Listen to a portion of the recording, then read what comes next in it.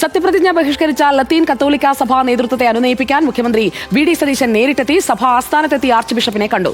VD. Satheesan മുഖ്യമന്ത്രിയാകുമ്പോൾ വലിയ പ്രതീക്ഷയാണുള്ളതെന്ന് കൂടിക്കാഴ്ചയ്ക്ക് ശേഷം ആർച്ച് ബിഷപ്പ് തോമസ് ജെനെറ്റോ പ്രതികരിച്ചു. തീരപ്രദേശത്തെ വിഷയങ്ങളിൽ ഇടപെടുമെന്ന് മുഖ്യമന്ത്രി ഉറപ്പു നൽകി. ഫിഷറീസ് മന്ത്രിയായി മത്സ്യത്തൊഴിലാളികളുടെ മനസ്സറിയുന്ന വ്യക്തി വേണമെന്നാണ് ആർച്ച് ബിഷപ്പ് ആവശ്യപ്പെട്ടത്. അതൊന്ന് കേൾക്കാം. നമ്മുടെ കേരളത്തിൻ്റെ മുഖ്യമന്ത്രിയായി സത്യപ്രതിജ്ഞ ചെയ്യുമ്പോൾ കേരളത്തിലെ ജനമനസ്സുകൾക്ക് വലിയ പ്രതീക്ഷയാണുള്ളത്.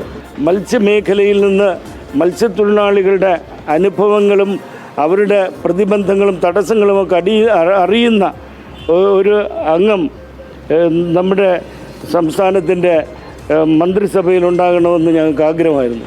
ഞങ്ങളത് വേണ്ടത്ര ശ്രദ്ധയോടുകൂടി ഉത്തരവാദിത്തപ്പെട്ട ആളുകളോടൊക്കെ അറിയിച്ചിട്ടുണ്ടായിരുന്നു. ബഹുമാന്യനായ മുഖ്യമന്ത്രി ഇന്ന് തിരുവനന്തപുരം അതിരൂപത ബിഷപ്സ് ഹൗസിലേക്ക് വരുമ്പോൾ അദ്ദേഹം ഞങ്ങളോട് പറഞ്ഞൊരു കാര്യം ഇതാണ്: തീരപ്രദേശത്തെ വിഷയങ്ങളിൽ അദ്ദേഹം സർവാത്മന ഇടപെടുന്ന ആളാണ്. അദ്ദേഹം ആ രംഗത്ത് വളരെ ക്രിയാത്മകമായ ഇടപെടലുകൾ നടത്താൻ അദ്ദേഹം സന്നദ്ധമാണെന്ന് വാഗ്ദാനം ചെയ്തു. ഞങ്ങൾക്ക് അതിലൊരു വലിയ പ്രതീക്ഷയുണ്ട്. അദ്ദേഹത്തിൻ്റെ പ്രത്യേകമായ ശ്രദ്ധയോടുകൂടി ഈ രംഗത്ത് ഇടപെടലുകൾ നടത്തുകയും പ്രശ്നങ്ങൾ പരിഹരിക്കാനുള്ള വളരെ ക്രിയാത്മകമായ നടപടികളുണ്ടാകുമെന്ന് അദ്ദേഹം വാഗ്ദാനം ചെയ്തു. മോൺസിഞ്ഞോർ യൂജിൻ പെരേരയുടെ പ്രതികരണമാണ് നമ്മൾ കേട്ടത്. മാർലിവ വർഗീസ് പോൾ, വളരെ കൃത്യമായി തന്നെ നേതൃത്വം സഭയുടെ ഭാഗത്തു നിന്ന് പ്രതികരണങ്ങൾ ഇങ്ങനെ വരുന്നുണ്ടായിരുന്നു. അതിപ്പോൾ എന്താണ് അതൃപ്തി എന്നുള്ളത് വെള്ളയമ്പലത്ത് നിന്ന് നമുക്കും ഒരുപാട് സന്ദേശങ്ങളൊക്കെ വരുന്നുണ്ടായിരുന്നു. കുറച്ച് മുമ്പും എനിക്കൊരു സന്ദേശം വന്നു. അപ്പോൾ അതെല്ലാം പറഞ്ഞ് അവസാനിപ്പിക്കാൻ, വിശ്വാസത്തിൽ അവരെ കൂടി കൊണ്ടുവരാൻ മുഖ്യമന്ത്രിയുടെ ഈ സന്ദർശനത്തിൽ കഴിഞ്ഞിട്ടുണ്ടോ? സുജയ പാർവതി, ഇക്കഴിഞ്ഞ നിയമസഭാ തെരഞ്ഞെടുപ്പിൽ വലിയ പിന്തുണയാണ് തീരദേശ മേഖലയിൽ നിന്നും ഈ ലത്തീൻ കത്തോലിക്ക സഭയിൽ നിന്നും UDF-ന് പരസ്യമായി തന്നെ ലഭിച്ചത്. അത് അവരിൽ വലിയൊരു പ്രതീക്ഷയും കൂടെ വച്ചിരുന്നു. അതായത് മത്സ്യമേഖലയ്ക്ക് ഒരു മന്ത്രി, അത് പ്രത്യേകിച്ച് Kovalam MLA M. Vincent fisheries വകുപ്പിലേക്ക് വരുമെന്നുള്ളൊരു പ്രതീക്ഷ ഈ ലത്തീൻ കത്തോലിക്ക സഭയ്ക്ക് ഉണ്ടായിരുന്നു. പക്ഷേ അത്തരത്തിൽ വി.ഡി. സതീശന്റെ മന്ത്രിസഭ വന്നപ്പോൾ അത്തരത്തിലൊരു പ്രാതിനിധ്യം ലഭിച്ചില്ല എന്നുള്ള വലിയൊരു അമർഷമാണ് കഴിഞ്ഞ ദിവസം യൂജിനസ് പെരേര, ഇപ്പോൾ പ്രതികരിച്ച മോൺസിഞ്ഞോർ യൂജിനസ് പെരേര നമ്മളോട് രേഖപ്പെടുത്തിയിരുന്നത്. അതിൽ സത്യപ്രതിജ്ഞയിൽ നിന്ന് വിട്ടുനിൽക്കുമെന്ന കർശനമായൊരു നിലപാടായിരുന്നു അവരെടുത്തത്. അതിൽ നിന്ന് ഇന്ന് വിട്ടുനിൽക്കുകയും ചെയ്തു. എന്നാൽ മുഖ്യമന്ത്രി വി.ഡി. സതീശൻ ഇന്ന് ചെയ്തത് സത്യപ്രതിജ്ഞ കഴിഞ്ഞ ഉടനെ മണിക്കൂറുകൾക്കുള്ളിൽ തന്നെ ലത്തീൻ കത്തോലിക്ക സഭയുടെ ആസ്ഥാനമായ ബിഷപ്പ് ഹൗസിലെത്തി ബിഷപ്പ് തോമസ് ജെനെറ്റോയെയും ഓക്സിലറി ബിഷപ്പ് ക്രിസ്തുദാസിനെയും അതുപോലെ തന്നെ മോൺസിഞ്ഞോർ യൂജിനസ് പെരേരയെയും നേരിട്ട് കണ്ട് അവരുടെ ആ അതൃപ്തിയിൽ കുറച്ച് നയപരമായ അല്ലെങ്കിൽ അവരെ അനുനയിപ്പിക്കാനുള്ള ഒരു രീതിയാണ്, ഒരു കാര്യമാണ് ആദ്യം തന്നെ ചെയ്തത്. അത് മണിക്കൂറുകൾക്കുള്ളിൽ തന്നെ അവിടെ പോയത് തന്നെ വ്യക്തമാക്കുന്നത് ഇവരുടെ പിന്തുണ അല്ലെങ്കിൽ വോട്ട് ബാങ്ക് മാത്രമായിരുന്നോ എന്ന്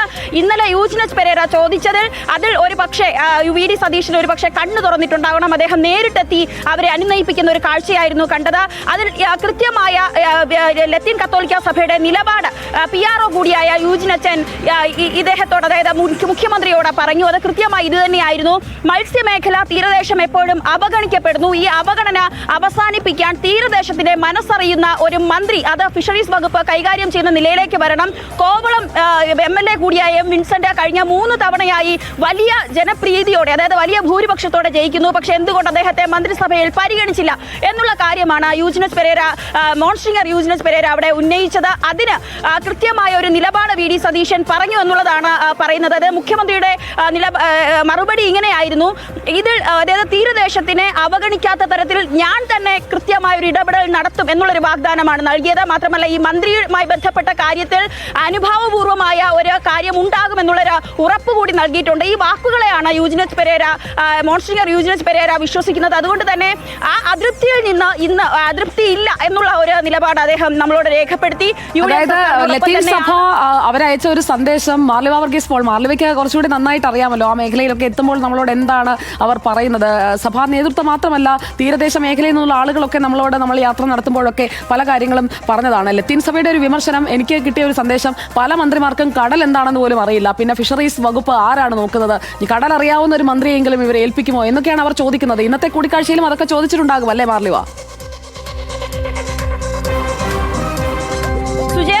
കറക്റ്റാണ്, ശരിയാണ്. കാരണം മുതലപ്പൊഴി എന്നുള്ള ഒരു സ്ഥലമുണ്ട്, നമുക്കറിയാം. കഴിഞ്ഞ വർഷങ്ങളിലായി അവിടെ നടന്നത് 86ഓളം മരണങ്ങളാണ്. അതുപോലെ പൊഴിയൂർ തീരമേഖല, അവിടെ എത്ര വർഷങ്ങളായി അവർക്ക് അവിടെ കടൽ ഭിത്തി നിർമ്മിച്ചു കൊടുക്കുമെന്ന് പറഞ്ഞ് പറ്റിക്കുന്നു. അവിടെ ഇപ്പോഴും കടലാക്രമണത്തിൽ പൊളിയപ്പെട്ട വീടുകളുടെ എണ്ണം വളരെ കൂടുതലാണ്. ഈ വിഴിഞ്ഞം തുറമുഖ പദ്ധതിയുമായിട്ട് ബന്ധപ്പെട്ട പുനരധിവാസ പദ്ധതി, അതും എവിടെയും വളരെ കുറച്ചു പേരെ മാത്രമേ പുനരധിവസിപ്പിച്ചിട്ടുള്ളൂ. അതുമായി ബന്ധപ്പെട്ട സമരങ്ങൾ ഓരോ തവണ നടക്കുന്നു.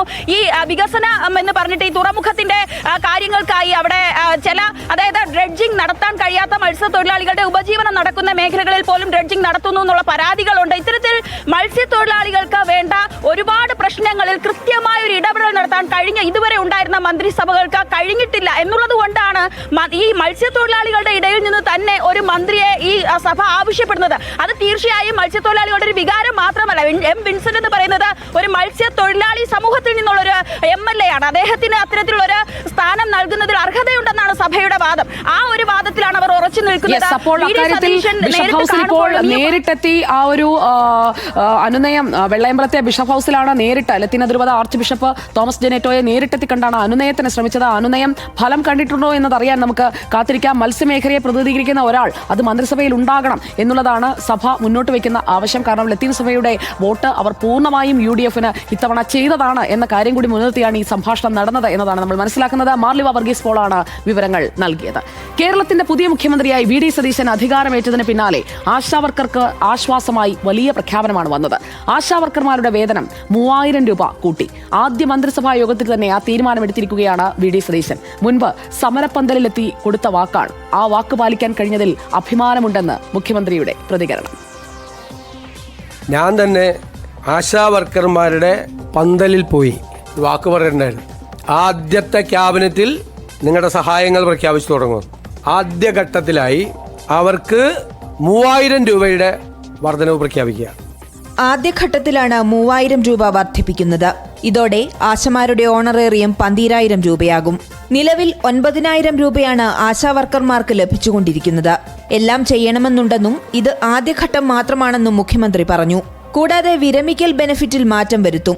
സാമ്പത്തിക സ്ഥിതി മെച്ചപ്പെടുന്നതനുസരിച്ച് ഇത് വീണ്ടും വർദ്ധിപ്പിക്കും. ആശാവർക്കർമാരുടെ റിട്ടയർമെന്റ് ബെനിഫിറ്റുകളെ സംബന്ധിച്ച തീരുമാനം അടുത്ത 1 മാസത്തിനുള്ളിൽ കൈക്കൊള്ളും. ഇതിന്റെ സാമ്പത്തിക ബാധ്യതകളെക്കുറിച്ച് പഠിച്ച് റിപ്പോർട്ട് സമർപ്പിക്കാൻ ബന്ധപ്പെട്ട ഉദ്യോഗസ്ഥരോട് ആവശ്യപ്പെട്ടിട്ടുണ്ട്.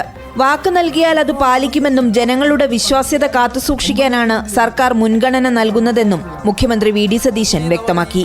വാക്കാണല്ലോ പ്രധാനം. വാക്ക് പറയുമ്പോൾ മറന്നുപോലെ ഭയങ്കര എളുപ്പമാണ്.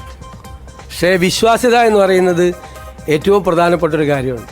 UDF ഭരണത്തിലെത്തിയാൽ ആശാപ്രവർത്തകരുടെ വേതനം വർദ്ധിപ്പിക്കുമെന്ന് VD സതീശൻ നേരത്തെ പ്രഖ്യാപിച്ചിരുന്നു. ഓരോ ഘട്ടത്തിലും വൈകാരികമായാണ് അദ്ദേഹം ആശാപ്രവർത്തകരുടെ സമരത്തിനൊപ്പം നിന്നത്. ആദ്യ ക്യാബിനറ്റിൽ തന്നെ ആശാപ്രവർത്തകരുടെ ആവശ്യങ്ങൾ പരിഗണിക്കുമെന്ന് VD സതീശൻ ഉറപ്പു നൽകിയിരുന്നു. ഈ ഉറപ്പാണ് ഇപ്പോൾ പാലിക്കപ്പെട്ടത്. പുതിയ സർക്കാർ വാക്ക് പാലിച്ചതിന്റെ സന്തോഷത്തിലാണ് ആശാപ്രവർത്തകർ. ഓണറേറിയം വർദ്ധിപ്പിച്ച തീരുമാനം സന്തോഷത്തോടെ സ്വാഗതം ചെയ്യുന്നുവെന്ന് Kerala ASHA health workers association പ്രതികരിച്ചു. ഈ ആദ്യത്തെ ക്യാബിനറ്റിൽ തന്നെ UDF ഗവൺമെൻറ് വന്നാൽ വർദ്ധിപ്പിക്കുമെന്ന് പറഞ്ഞ ആ പ്രഖ്യാപനം ഇന്ന് പുതിയ ഗവൺമെൻറ് അത് പ്രാബല്യത്തിൽ വരുത്തിയിരിക്കുകയാണ്. 3000 രൂപയുടെ ഒരു വർധനവാണ് വന്നിരിക്കുന്നത്. പക്ഷേ ഞങ്ങളെ സംബന്ധിച്ച് വളരെ പ്രതീക്ഷയുള്ള ഒരു വർധനവ് തന്നെയാണിത്. വളരെ സന്തോഷമുണ്ട്.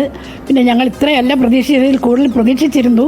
എങ്കിലും ആദ്യ ക്യാബിനറ്റിൽ തന്നെ ഈ പ്രഖ്യാപനം ഉണ്ടായതിൽ വളരെയധികം സന്തോഷമുണ്ട്. ഓണറേറിയം 21000 രൂപയായി വർദ്ധിപ്പിക്കുകയും വിരമിക്കൽ ആനുകൂല്യം 5 ലക്ഷം രൂപ അനുവദിക്കുകയും ചെയ്യണമെന്നാവശ്യപ്പെട്ട് ആശാവർക്കർമാർ സെക്രട്ടേറിയറ്റ് പടിക്കൽ 266 ദിവസമാണ് സമരം നടത്തിയത്. സമരത്തിനൊടുവിൽ LDF സർക്കാർ 1000 രൂപയാണ് വർദ്ധിപ്പിച്ചത്. News desk big TV. അങ്ങനെ ആശമാർക്ക് ആശ്വാസമായ പ്രഖ്യാപനം വന്നിരിക്കുകയാണ്. അതുപോലെ തന്നെയാണ് നമ്മൾ നേരത്തെ സൂചിപ്പിച്ച രക്ഷാപ്രവർത്തനത്തിലെ അന്വേഷണത്തിന്റെ കാര്യം. അതിനോട് എങ്ങനെയാണ് ജനം പ്രതികരിക്കുന്നത് എന്ന് കൂടി അറിയണ്ടേ. നവകേരള യാത്രയ്ക്കിടെ നടന്ന രക്ഷാപ്രവർത്തനത്തിൽ പുനരന്വേഷണത്തിന് ഉത്തരവിട്ടിരിക്കുകയാണ്. ആദ്യ മന്ത്രിസഭാ യോഗത്തിൽ തന്നെ VD സതീശൻ സർക്കാർ തീരുമാനത്തിൽ കണ്ണൂരുകാർക്ക് പറയാനുള്ളത് നമുക്കൊന്ന് കേൾക്കാം. അങ്ങനെ ഒരു പുനരന്വേഷണം വേണം. അത് ഗവൺമെൻറ്റിൻ്റെ ഭാഗത്തുനിന്നുണ്ടായ ഒരു തെറ്റ് തന്നെ. അതവരെ പറ്റി അന്വേഷിച്ച് അവർക്ക് അതിൻ്റെ ആയിട്ടുള്ള നടപടി ഉണ്ടാവണം. അന്വേഷിക്കട്ടെ, നല്ല കാര്യമല്ലേ, അന്വേഷിക്കണം, നല്ല കാര്യം. ആരുടെ ഭാഗത്താണ് തെറ്റാന്ന് അറിയാമല്ലോ. നിയമപരമായിട്ട് ചെയ്യണം. അത് നിയമത്തിൻ്റെ വഴിക്ക് പോകണം. അതാണ് ചെയ്യാനുള്ള കാര്യം. നീതിയുടെ വഴിക്ക് പോകണം. അത് തന്നെ അതിൻ്റെ കറക്റ്റ് കാര്യങ്ങൾ. അന്വേഷണം നടക്കണം. പൊതുജനങ്ങൾക്ക് മുഖ്യമന്ത്രിയായിട്ട് സംവദിക്കാനുള്ള ഒരു അവകാശം ഉണ്ടല്ലോ. അപ്പോൾ അതിനെതിരെ ഇങ്ങനെ കായികപരമായ ആക്രമണമൊക്കെ നടക്കുന്നത് തെറ്റാണല്ലോ. അവരെ മാതൃകമായിട്ട് ശിക്ഷിക്കണം എന്നുള്ള അഭിപ്രായമുണ്ട്. എന്ത് രക്ഷാപ്രവർത്തനമൊന്നും ഇല്ലെങ്കിലും അത് പിണറായി ചെയ്യാൻ പോയിക്കോളൂ. വെറുതെ ഏതെങ്കിലും ആക്കി പിടിച്ചിട്ട് ഈ അടിയെല്ലാം കണ്ടില്ലേ? അന്വേഷണം വേണം, സത്യം കണ്ടെത്തണ്ടേ? അന്വേഷിക്കണം. ഇനി ഉണ്ടാകാൻ പാടില്ല ഇങ്ങനൊരു, അന്ന് നടക്കാത്തത് ഇനി നടക്കട്ടെ, അന്വേഷണം നടക്കട്ടെ. പോലീസുകാരെ അങ്ങനെ ചെയ്യാവോ? ഗൺമാനാണ് ഇറങ്ങി അടിച്ചത്, ആ വീഡിയോ കണ്ടിട്ടുണ്ടല്ലോ നിങ്ങൾ. അത് ചെയ്യാവോ? അതിൻ്റെതാണ് ഇവിടുത്തെ പരാജയം. സമാധാനപരമായി സമരം ചെയ്യുന്ന യൂത്തിൻ്റെ നേതാക്കന്മാരവരൊക്കെ അദ്ദേഹത്തിൻ്റെ തല്ലിയ പോലെ അവരനുഭവിച്ചേ പറ്റുള്ളൂ. ഇവരത് അനുഭവിച്ച് പോകും. അവരെ സർവീസിൽ നിന്ന് പോലെ വെളികളാണോ നമ്മളിപ്പോൾ ആഗ്രഹിക്കും. കാരണം ഇതിനെക്കാട്ടും വലിയ ക്രൂരമായ കാര്യങ്ങൾ അവർ ചെയ്ത് കാണും. അല്ലെങ്കിൽ ഇത്ര ക്രൂര വരുന്ന തലക്കിങ്ങനെ അടിക്കുക എന്ന് പറഞ്ഞത് ആൾ തീരാൻ വേണ്ടി തന്നെ ചെയ്തത്. ഈ തക്കതായ ശിക്ഷ അവർക്ക് കൊടുക്കുക, അതേ ഉള്ളൂ. ഞങ്ങൾ MLA തല്ലി വരാം. അങ്ങനെ ചെയ്യുന്ന നല്ല കാര്യമായിട്ടാണ് എനിക്ക് തോന്നുന്നത്. സർക്കാരിൻ്റെ നടപടിയെ ഞാൻ പ്രശംസിക്കുന്നു. സമരം ചെയ്യുന്നത് സാധാരണയാണ്, സർവ്വസാധാരണമാണ്. ഞാനൊരു പാർട്ടിക്കാരനാണ്, പല സമരത്തിലും പങ്കെടുത്ത ആൾക്കാരാണ്. അതിന് നമ്മൾ ചെയ്യേണ്ട സമരത്തിന് അത് അടിച്ച് അമർത്തലല്ല. ആ സമരത്തിൻ്റെ ഒരു പോലീസിൻ്റെ ഒരു ഇതുണ്ട്, അതിനുള്ള നടപടി എടുക്കുക, അങ്ങനെയാണ് വേണ്ടത്. അത് ഒരിക്കലും ന്യായീകരിക്കാൻ പറ്റില്ല. രക്ഷാപ്രവർത്തനം ആരാണെങ്കിലും പ്രതിഷേധങ്ങൾ ഉണ്ടാവുമല്ലോ. ഇത് കേരളമാണല്ലോ, കേരളത്തിൽ പല പല പ്രതിഷേധങ്ങൾ ഉണ്ടായിട്ടുണ്ട്. അപ്പോൾ പ്രതിഷേധങ്ങൾ അടിച്ചമർത്തുക എന്നുള്ളത് ഒരു ശരിയായ നടപടിയില്ല. അന്വേഷണം നടക്കണം. എന്ത് ആക്രമണം ഉണ്ടായാലും അതിനെപ്പറ്റി അന്വേഷിക്കേണ്ടതാണ്. അതിപ്പോൾ ഇവരെ എല്ലാ കാരണങ്ങളും അന്വേഷിക്കുന്നൊന്നുമില്ലല്ലോ. ഗവൺമെൻറ്റിനെതിരെ അന്ന് നടന്ന അക്രമം അത് ആവശ്യമാണ് അന്വേഷിക്കേണ്ടത്. കാരണം അവർക്ക് അതിൻ്റെ ഒരു അക്രമം നടത്തേണ്ട ആവശ്യകത അവർക്കില്ലായിരുന്നു. അതിൻ്റെ അതുകൊണ്ട് അത് അന്വേഷിക്കുന്നത് നല്ലത് തന്നെ. അന്വേഷിച്ച് അതിൻ്റെ കുറ്റം ആണെന്നത് തെളിയിക്കേണ്ടത് ഒരു ആവശ്യകതയാണ്. നവകേരള യാത്രയിലെ ആ ഒരു രക്ഷാപ്രവർത്തനം അത് വീണ്ടും ചർച്ചയാവുകയാണ്. ന്യൂസ് ഡയറക്ടർ വേണു ബാലകൃഷ്ണൻ നമുക്കൊപ്പമുണ്ട്. വീണ്ടും വേണു ബാലകൃഷ്ണൻ, രക്ഷാപ്രവർത്തനം, ചെടിച്ചട്ടി കൊണ്ടൊക്കെയുള്ള രക്ഷാപ്രവർത്തനം എന്ന് പറഞ്ഞുപോയ അന്നത്തെ മുഖ്യമന്ത്രി പ്രതിപക്ഷ നേതാവായി സഭയിലിരിക്കുമ്പോൾ സഭാ സമ്മേളനത്തിലേക്ക് രക്ഷാപ്രവർത്തനം വീണ്ടും വരുന്ന ആ ഒരു സീൻ റീവിസിറ്റ് അത് ഈ SIT കൂടി വരുമ്പോൾ എങ്ങനെയായിരിക്കും? ശരിയാണത്, പ്രധാനമാണ്. പ്രത്യേകിച്ച് ഇപ്പോൾ TP ചന്ദ്രശേഖരൻ വധം, ആ രക്തസാക്ഷിത്വം, അതിൻ്റെ പ്രതീകമായി എപ്പോഴും KK രമയെ കാണേണ്ട അവസ്ഥ മുഖ്യമന്ത്രി ആയിരിക്കുമ്പോൾ പിണറായി വിജയന് സഭയിലുണ്ടായിരുന്നു. അതുപോലെ രക്ഷാപ്രവർത്തനവുമായി ബന്ധപ്പെട്ട പുനരന്വേഷണത്തിലേക്ക് സർക്കാർ കടക്കുമ്പോൾ AD തോമസിനെ എല്ലാ ദിവസവും കാണേണ്ട അവസ്ഥ നിയമസഭയിൽ വരുമ്പോൾ പ്രതിപക്ഷ നേതാവ് എന്ന നിലയിൽ പിണറായിക്ക് വേണ്ടി വരും. അപ്പോൾ ഇതൊക്കെ കാലം കാത്തുവച്ചിരിക്കുന്ന നീതിയാണ്. ഇനി ഇവിടെ ഈ എന്തുകൊണ്ടാണ് ആദ്യമായി ഈ രക്ഷാപ്രവർത്തനവുമായി ബന്ധപ്പെട്ട കാര്യത്തിൽ ആദ്യത്തെ മന്ത്രിസഭാ യോഗം തീരുമാനമെടുത്തത് എന്നത് പ്രത്യേകം പരിശോധിക്കണം സുജയ പാർവതി. അപ്പോഴാണ് അതിൻ്റെ രാഷ്ട്രീയ പ്രാധാന്യവും കൂടി വ്യക്തമാവുക. VD സതീശൻ മുന്നോട്ട് വയ്ക്കുന്നത് പുതു കേരളമാണ്, പുതിയുഗ കേരളമാണ്. അപ്പോൾ അദ്ദേഹത്തിൻ്റെ പുതിയുഗ യാത്രയും ആ മുദ്രാവാക്യം മുന്നോട്ട് വെച്ചുകൊണ്ടുള്ളതായിരുന്നു. ഇതെന്തിന് ബദലായിരുന്നു? ഇത് പിണറായി മുന്നോട്ട് വെച്ച നവകേരളത്തിനുള്ള ബദലായിരുന്നു. അപ്പോൾ ആ നവകേരള യാത്ര എന്ന് പറയുന്നത് കേരളത്തെ മുന്നോട്ട് നയിച്ച ഒന്നിൻ്റെ അടയാളമായി അറിയപ്പെടരുത്. അതിന് പകരം ഈ രക്ഷാപ്രവർത്തനത്തിൻ്റെ പേരിലായിരിക്കണം അതിനി മുതൽ അടയാളപ്പെടുക. ആ രാഷ്ട്രീയ തീരുമാനമാണ് ഇപ്പോൾ ആദ്യമായി ആ വിഷയത്തിൽ തന്നെ പിടിക്കാൻ VD സതീശൻ തീരുമാനിച്ചതിന് പിന്നിൽ ഒന്നാമത്തെ മന്ത്രിസഭാ യോഗത്തിൽ ആ തീരുമാനമെടുത്തതിൻ്റെ പ്രാധാന്യവും അതുതന്നെയാണ്. അപ്പോൾ ഒരു പുതിയുഗ കേരളത്തിലേക്ക് VD സതീശൻ പോവുകയാണ്, ടീം VD സതീശൻ പോവുകയാണ്. അതിന് ഉപേക്ഷിക്കേണ്ടി വരുന്നത് എന്താണ്? നവകേരള യാത്രയാണ്. അത് ചെടിച്ചട്ടി പ്രഹരമാണ്, രക്ഷാപ്രവർത്തനമാണ്. അങ്ങനെ ഒരു വലിയ രാഷ്ട്രീയ സന്ദേശം അതിലുണ്ട്. മാത്രവുമല്ല, ആദ്യം തന്നെ മുൻ മുഖ്യമന്ത്രിയിലേക്ക് നീളുന്ന ഒരു അന്വേഷണം, അല്ലെങ്കിൽ അദ്ദേഹത്തിൻ്റെ ഏറ്റവും പ്രിയപ്പെട്ടവരെ, അദ്ദേഹം സംരക്ഷിച്ച് നിർത്തുന്നവരെ ആദ്യം തന്നെ വീഴ്ത്തുന്ന ഒരു അന്വേഷണത്തിലേക്ക് പോകുന്നു എന്നത് കൃത്യമായ രാഷ്ട്രീയ സന്ദേശമാണ്. ഈ പ്രതിപക്ഷം കഴിഞ്ഞ 10 വർഷം എന്തൊക്കെ ചെയ്തോ അതെല്ലാം തന്നെയും വിചാരണ ചെയ്യപ്പെടും, അതെല്ലാം തന്നെയും പരിശോധിക്കപ്പെടും, പുനഃപരിശോധിക്കപ്പെടുമെന്ന കൃത്യമായ സന്ദേശമാണ് നൽകുന്നത്. അതിൻ്റെ ആദ്യത്തെ ടെസ്റ്റ് ഡോസാണ് ഈ രക്ഷാപ്രവർത്തനം കേസ്. അതിൽ തന്നെ പിണറായി വിജയനെ നേരിട്ട് ബാധിക്കുന്ന ഒരു വിഷയത്തിലേക്ക് വന്നു എന്നതും പ്രധാനമാണ്. വേണമെങ്കിൽ ഈ പറയുന്ന സ്വർണ്ണപ്പാളി കേസെടുക്കാമായിരുന്നു, ശബരിമലയിലെ കൊള്ളയെടുക്കാമായിരുന്നു. അത് പിണറായിയെ നേരിട്ട് ബാധിക്കുന്നതല്ല. തീർച്ചയായും അത് പിണറായി സർക്കാരിനെയും CPM-നെയും ഒക്കെ പ്രതിരോധത്തിലാക്കിയ കേസാണ്. എന്നാൽ പിണറായിയെ നേരിട്ട് ബാധിക്കുന്ന ഒരു കേസിലേക്ക്, പിണറായി സംരക്ഷിച്ച് നിർത്തുന്നവരെ തന്നെ ആദ്യം സസ്പെൻഡ് ചെയ്യുക എന്ന തീരുമാനത്തിലേക്ക് സർക്കാരിന് കടക്കാനുള്ള ആദ്യ വടിയാണ് ഈ രക്ഷാപ്രവർത്തന കേസ്. അനിലും സന്ദീപും ഉടൻ തന്നെ സസ്പെൻഷൻ വാങ്ങേണ്ടി വരും. ഈ രണ്ടുപേരെയും ചേർത്ത് നിർത്തുകയാണ് പിണറായി വിജയൻ ചെയ്തിട്ടുള്ളത്. ആലപ്പുഴയിലെ ജില്ലാ ക്രൈംബ്രാഞ്ച് എത്ര തട്ടിപ്പ് റിപ്പോർട്ടാണ് കൊടുത്തത് എന്ന് നമ്മുടെ മുന്നിലുള്ള യാഥാർത്ഥ്യമാണ്. അവിടെ ദൃശ്യങ്ങളില്ല എന്നവർ പറഞ്ഞു, കോടതിയിൽ പോലും പറഞ്ഞു. എന്നിട്ട് എന്താ സംഭവിച്ചത്? ഈ തോമസും ജുവലും അവർക്കാണ് പിന്നീട് ഈ ദൃശ്യങ്ങൾ എത്തിച്ചു കൊടുക്കേണ്ട ബാധ്യത വന്നത്. അപ്പോൾ അടി വാങ്ങിക്കുക, ദീർഘകാലം അതിൻ്റെ ചികിത്സ, എല്ലാ മാസവും വിട്ടുവിട്ടുള്ള ചികിത്സകൾ വേണ്ടി വരിക, അതിൽ നീതി കിട്ടാൻ വേണ്ടി തെളിവുകളും നൽകേണ്ടി വരുന്ന ബാധ്യതയിലേക്ക് ഈ രണ്ട് ചെറുപ്പക്കാർക്കും പോകേണ്ടി വന്നു. അതിനൊക്കെ എണ്ണി മറുപടി പറയേണ്ട ദിവസങ്ങളാണ് വരാൻ പോകുന്നത്. മാത്രമല്ല, ഈ അനിലിന് സ്ഥാനക്കയറ്റവും പിണറായി കൊടുക്കുകയുണ്ടായി. ഇപ്പോഴും പിണറായിയുടെ നിഴലായി അനിലുണ്ട്. അപ്പോൾ തുടർന്നും ഒരുപക്ഷെ പിണറായിയുടെ കൂടെ തന്നെ ഉണ്ടാകും ഈ ഉദ്യോഗസ്ഥർ എന്നാണ് കരുതേണ്ടത്. അതിനാണ് ഇപ്പോൾ ഒരു കൃത്യമായ ഇടപെടലിലൂടെ അതിൻ്റെ കടക്കലാണിപ്പോൾ കത്തിവെച്ചിരിക്കുന്നത്. ഒരു കാര്യം കൂടി സുജയ പാർവതി, എപ്പോഴും നമുക്കറിയുന്നതാണ്, രമേശ് ചെന്നിത്തല വി ഡി സതീശനെ പോലെ അഗ്രസീവായി മുന്നോട്ട് പോകുന്ന ഒരാളല്ല. എല്ലാ ആളുകളുമായും സമവായം, എന്നാൽ കൃത്യമായി ഉത്തരവാദിത്വം നിർവഹിച്ചു പോകുക, ആ രീതിയാണ്. ഇപ്പോൾ തിരുവഞ്ചൂർ രാധാകൃഷ്ണൻ ആഭ്യന്തരമന്ത്രിയായിരിക്കുമ്പോൾ TP കേസുമായി ബന്ധപ്പെട്ട് എന്തൊക്കെ ഇടപെടലുകൾ നടത്തിയെന്ന് നമുക്കറിയുന്നതാണ്. അതിൻ്റെ തുടർച്ചയായി വന്ന ആഭ്യന്തരമന്ത്രിയാണ് രമേശ് ചെന്നിത്തല. പക്ഷേ ആ കേസിൽ എങ്ങനെയാണോ തിരുവഞ്ചൂർ പ്രവർത്തിച്ചത് ആ രൂപത്തിലായിരുന്നില്ല രമേശ് ചെന്നിത്തലയുടെ പ്രവർത്തനം. ഓപ്പറേഷൻ കുബേര തുടങ്ങിയിട്ടുള്ള കാര്യങ്ങളിലേക്കാണ് അദ്ദേഹത്തിൻ്റെ ശ്രദ്ധ പോയത്.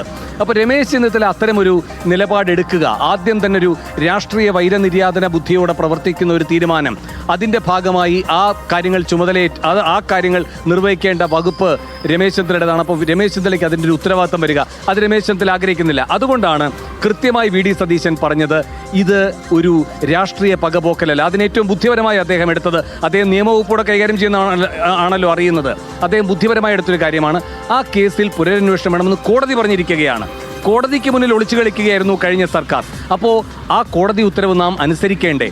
ഇങ്ങനെ ഒരു സതുദ്ദേശവാക്യത്തോടെയാണ് ഏറ്റവും ശക്തമായിട്ടുള്ള രാഷ്ട്രീയ നീക്കം പിണറായിയെ തന്നെ ലാക്കാക്കിക്കൊണ്ട് ആദ്യ മന്ത്രിസഭാ യോഗത്തിൽ തന്നെ വി ഡി സതീശൻ എടുത്തിരിക്കുന്നത്. സുജയ പാർവതി, ലക്ഷ്യം പിണറായിയാണ് എന്ന് വ്യക്തമാണ്. പിണറായി വിജയൻ പ്രതിപക്ഷ നേതാവായി സഭയിലിരിക്കുമ്പോൾ, AD തോമസ് MLA ആയി സഭയിലിരിക്കുമ്പോഴാണ് ഈ വിഷയം വരാൻ പോകുന്നത് എന്ന വേണുഗോപാലകൃഷ്ണന്റെ നിരീക്ഷണം പോലെ തന്നെ കാര്യങ്ങൾ വരാൻ പോവുകയാണ്. അതിനായാണ് ഇനി നമ്മൾ സാക്ഷിയാകാൻ പോകുന്നത്. മെയ് 21 തീയതി നിയമസഭാ സമ്മേളനം തുടങ്ങുകയാണ്. ആദ്യ വെടി പൊട്ടിച്ചിരിക്കുന്നു വി ഡി സതീശൻ. ഇനി എന്തൊക്കെ? കാത്തിരിക്കാം. തിരിച്ചു വരാം ഇടവേളയ്ക്ക് ശേഷം.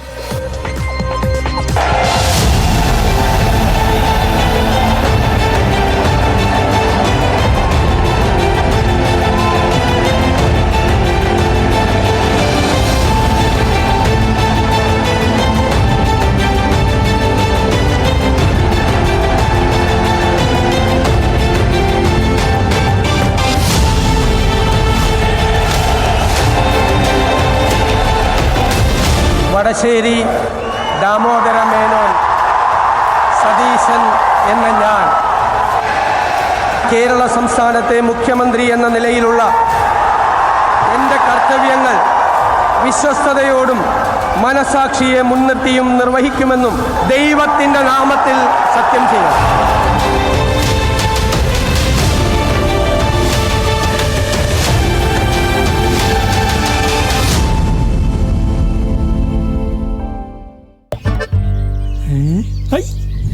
കുട്ടേട്ടാ, എനിക്ക് കിട്ടിയേട്ടാ, ഈ കുട്ടി കൊണ്ട് വിട്ടോട്ടാ. എനിക്ക് ഓക്സിജൻ വരെ ഒന്ന് പോണം.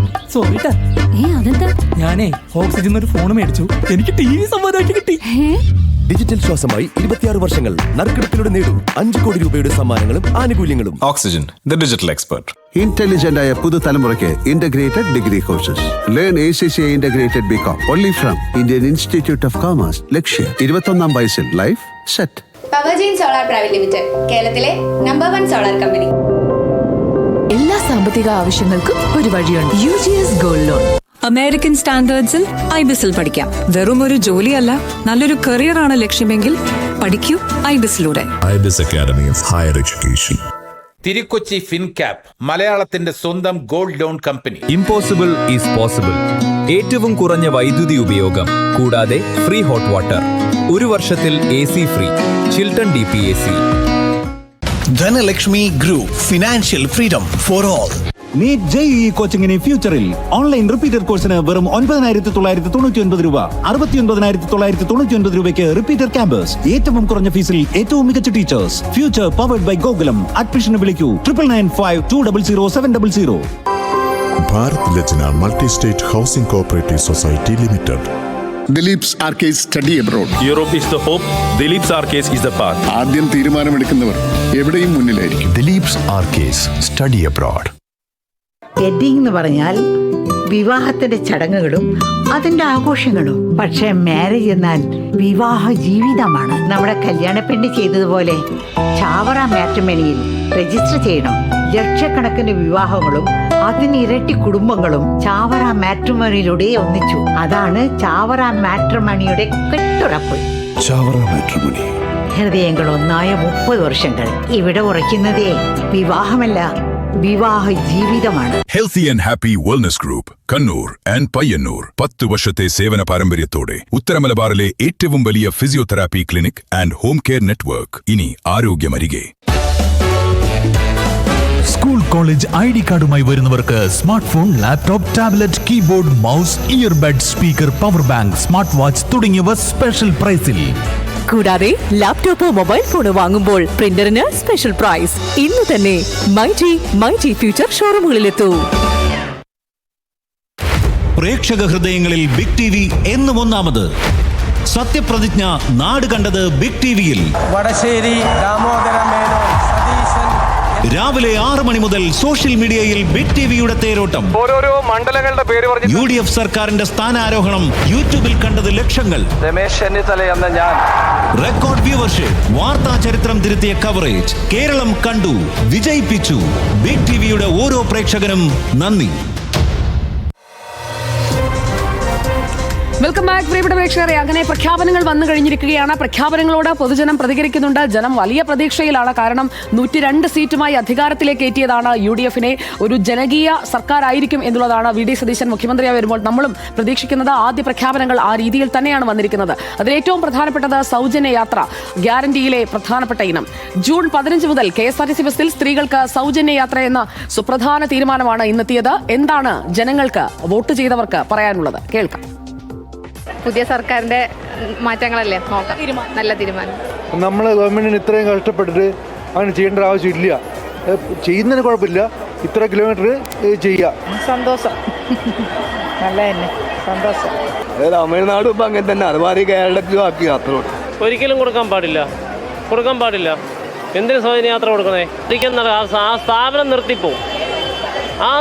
അത് അല്ലാതെ എന്തിനാണ് കൊടുക്കുന്നത്? വളരെ നല്ലൊരു അഭിപ്രായം. ഞങ്ങൾ സ്ത്രീകളായ യാത്രക്കാരെല്ലാവരും അതിനോട് 100% യോജിക്കുന്നു. നല്ല അഭിപ്രായമാണ്, സ്വാഗതം ചെയ്യുന്നു. സന്തോഷം നല്ല കാര്യമായിട്ട് തോന്നുന്നു. സന്തോഷം അല്ലേ? നല്ല കാര്യം. ഭരണത്തിന്റെ നല്ല തീരുമാനം. ആ സൗജന്യ യാത്ര എത്രത്തോളം ബസ് നിലനിർത്താൻ പറ്റും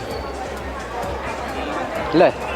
ബസ് ജീവനക്കാരുടെ ശമ്പളം സ്ത്രീകൾക്ക് മാത്രം സൗജന്യം കൊടുത്ത കാര്യമുണ്ടോ? KSRTC ജീവനക്കാരുടെ പോവും. അതുപോലെ തന്നെ പ്രൈവറ്റ് ബസ്സിൽ നഷ്ടത്തിലേക്ക് പോലെ നല്ലതാണ്, കിട്ടിയാൽ പോകും. കുറേ പഠിക്കുന്ന കുട്ടികൾ, ജോലി ചെയ്യുന്ന ചേച്ചിമാർക്കൊക്കെ ഒരു ഉപകാരമല്ല. ഈ 5000-6000 സാലറി കിട്ടുന്ന ചേച്ചിമാർക്കൊക്കെ വലിയൊരു അനുഗ്രഹമാണെന്ന് എനിക്ക് തോന്നുന്നത്. അത് നടപ്പിലാക്കട്ടെ എന്ന് ദൈവത്തോട് പ്രാർത്ഥിക്കുന്നു. നല്ല കാര്യമാണ്. അല്ലെങ്കിൽ ആണുങ്ങൾക്ക്, സീനിയർ സിറ്റിസണായ ആണുങ്ങൾക്കും കൂടി അതിൽ ഉൾപ്പെടുത്താനാണ് എൻ്റെ അഭിപ്രായം. എനിക്ക് നന്നായി എന്ന് പറയാം, അത്ര ഉള്ള നല്ല കാര്യം. ഇപ്പോൾ ഒരു കൂട്ടർ ബസ്സിലിരുന്ന് തർക്കിക്കണേരുന്നു, നടക്കൂല എന്നും പറയുന്നുണ്ട്. എൻ്റെ ഒരു അഭിപ്രായം എന്ന് പറഞ്ഞു കഴിഞ്ഞാൽ അഫോർഡ് ചെയ്യാൻ പറ്റുന്ന സ്ത്രീജനങ്ങൾക്ക് അങ്ങനെ സൗജന്യം കൊടുക്കേണ്ട ആവശ്യമില്ല. അങ്ങനെ അത്രയും ഒരു എന്താ പറയുന്നത്, ലയബിലിറ്റി ഗവൺമെൻറ്റിന് വരുത്തേണ്ട കാര്യമുണ്ടോ? ലയബിലിറ്റി ഗവൺമെന്റിന് വരുത്തേണ്ട കാര്യമുണ്ടോ? സർക്കാരിന് അതൊരു ബാധ്യതയാകും. പക്ഷേ അതിന് വേറെ രീതിയിൽ വരുമാനം കണ്ടെത്തിക്കൊണ്ട് പറഞ്ഞ വാക്ക് അത് പാലിക്കുക എന്നതും പ്രധാനമാണ്. അല്ലെങ്കിൽ പിന്നെ ജനം തിരിച്ചു ചോദിക്കില്ലേ, ഞങ്ങൾ എന്ത് കണ്ടിട്ടാണ് നിങ്ങൾക്ക് വോട്ട് ചെയ്തത് എന്ന്. അപ്പോൾ ആ ഗ്യാരണ്ടികൾ പാലിക്കുക എന്നത് ഒരു ബാധ്യതയുമാണ്, സാധ്യതയുമാണ്. വന്ദേമാതരം ആലപിച്ചാണ് സത്യപ്രതിജ്ഞാ ചടങ്ങ് തുടങ്ങുകയും അവസാനിക്കുകയും ചെയ്തത്. വന്ദേമാതരത്തിന്റെ പൂർണ്ണരൂപം ആലപിക്കണമെന്ന ലോക്ഭവൻ നിർദ്ദേശം ചടങ്ങിൽ അംഗീകരിച്ചു. വരും ദിവസങ്ങളിൽ രാഷ്ട്രീയ വിവാദങ്ങൾക്ക് വഴിവെച്ചേക്കാവുന്നതാണ് വന്ദേമാതര ആലാപനം. വന്ദേമാതരത്തിന്റെ പൂർണ്ണരൂപം ആലപിച്ചാണ് സത്യപ്രതിജ്ഞാ ചടങ്ങ് തുടങ്ങിയത്. കേന്ദ്രത്തിന്റെ ഈ തീരുമാനം കേരളം ഇതുവരെയും അംഗീകരിച്ചിരുന്നില്ല. ആദ്യമായാണ് കേരളത്തിലെ പൊതുപരിപാടിയിൽ വന്ദേമാതരം പൂർണ്ണമായി പാടുന്നത്.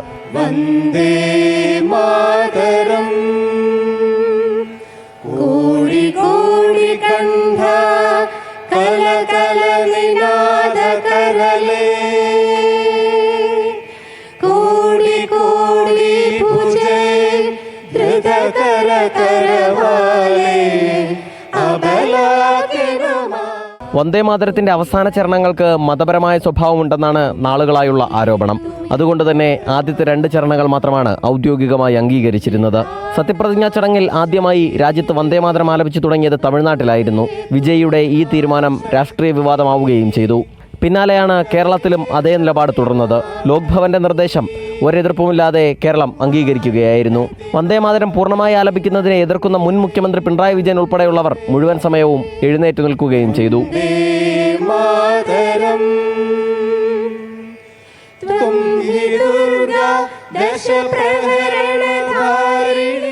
ചടങ്ങ് അവസാനിപ്പിച്ചതും വന്ദേമാതരത്തിന്റെ പൂർണ്ണരൂപം ആലപിച്ചുകൊണ്ടാണ്. Big TV, Thiruvananthapuram. സത്യപ്രതിജ്ഞാ ചടങ്ങിൽ വന്ദേമാതരം ആലപിച്ചതിൽ വിമർശനവുമായി ആദ്യം രംഗത്തെത്തിയിരിക്കുന്നത് മുൻ മന്ത്രിയും CPIM സംസ്ഥാന സെക്രട്ടേറിയറ്റ് അംഗവുമായ Beypore MLA PA Muhammad റിയാസാണ്.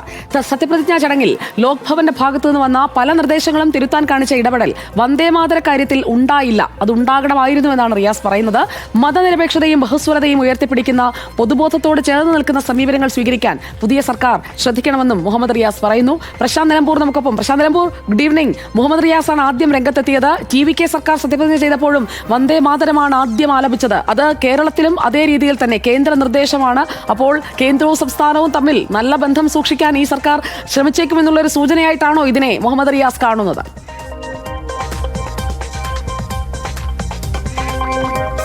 Good evening Sujaya. ഏതായാലും വിമർശനവുമായി ആദ്യം എത്തിയത് മുഹമ്മദ് റിയാസാണ്. അദ്ദേഹം CPMന്റെ സംസ്ഥാന സെക്രട്ടേറിയറ്റ് അംഗമാണ്, മുൻ മന്ത്രിയാണ്, നിലവിൽ MLAയുമാണ്. അത് അദ്ദേഹം പറയുന്നുമുണ്ട്. ഒരു ഇടതുപക്ഷ MLA എന്ന നിലയിൽ താൻ ഉയർത്തിയ വിമർശനത്തെ സർക്കാർ തുടങ്ങി അല്ലെങ്കിൽ സർക്കാരിന്റെ സത്യപ്രതിജ്ഞയ്ക്ക് പേരിന് വേണ്ടിയുള്ള ഒരു വിമർശനമായി താൻ കൊണ്ടുവന്നു എന്ന രീതിയിൽ ഇതിനെ വ്യാഖ്യാനിക്കരുതെന്നാണ് അദ്ദേഹം പറയുന്നത്. തന്റെ ആശങ്ക രേഖപ്പെടുത്തുന്നു എന്നാണ് അദ്ദേഹം പറയുന്നത്. അതായത് ഔദ്യോഗികമായി അംഗീകരിക്കുകയും നമ്മൾ നേരത്തെ ആലപിക്കുകയും ഒക്കെ ചെയ്യുന്നത് വന്ദേമാതരത്തിന്റെ ആദ്യത്തെ 2 ഈരടികളാണ്. ഇത് മുഴുവനായി ചൊല്ലുക എന്നുള്ളത് നമ്മൾ ചെയ്യാറില്ല.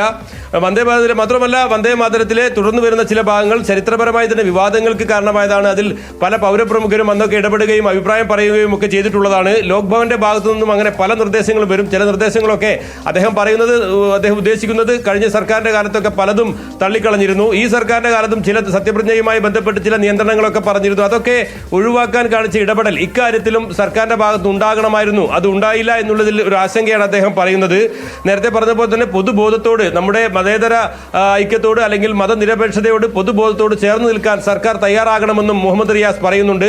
സംസ്ഥാന സർക്കാരിനെയും മുഖ്യമന്ത്രിയായി ചുമതലയേറ്റ VD സതീശനെയും ഒക്കെ അഭിനന്ദിക്കുകയും അദ്ദേഹത്തിനും സർക്കാരിനും ഒക്കെ ആശംസകൾ അർപ്പിച്ചുകൊണ്ട് പറയുന്നതിനിടയിലാണ് അദ്ദേഹം ഇത്തരത്തിലുള്ള ഒരു വിമർശനം ഉന്നയിക്കുന്നത്. അത് അദ്ദേഹത്തിന്റെ ഒരു ആശങ്ക എന്ന നിലയിലാണ് അദ്ദേഹം പ്രകടിപ്പിക്കുന്നത്. സ്വാഭാവികമായും ഇതിന്റെ തുടർച്ച നാളെയൊക്കെ ഉണ്ടാകുമെന്നുള്ള കാര്യം ഉറപ്പാണ്. CPMന്റെ മറ്റ് നേതാക്കളും ഈ വിഷയം ഏറ്റെടുക്കാൻ സാധ്യതയുണ്ട്. പ്രത്യേകിച്ച് കേന്ദ്ര സർക്കാരിനെയും അതുപോലെ തന്നെ ലോക്ഭവനുമായും ഒക്കെ വളരെ ഐക്യപ്പെട്ടു പോകുന്ന നിലയിലേക്കാണ് സംസ്ഥാന സർക്കാർ തുടക്കത്തിലേ പോകുന്നത് എന്നുള്ള ഒരു വിമർശനം പറഞ്ഞു വെക്കാനാണ് ഉറപ്പായും മുഹമ്മദ് റിയാസ് ശ്രമിച്ചത് എന്ന് വ്യക്തമാണ്. സ്വാഭാവികമായും CPMന്റെ മറ്റ് നേതാക്കളും ഈ ആരോപണം ഏറ്റെടുക്കുമെന്നുള്ള കാര്യം ഉറപ്പാണ്.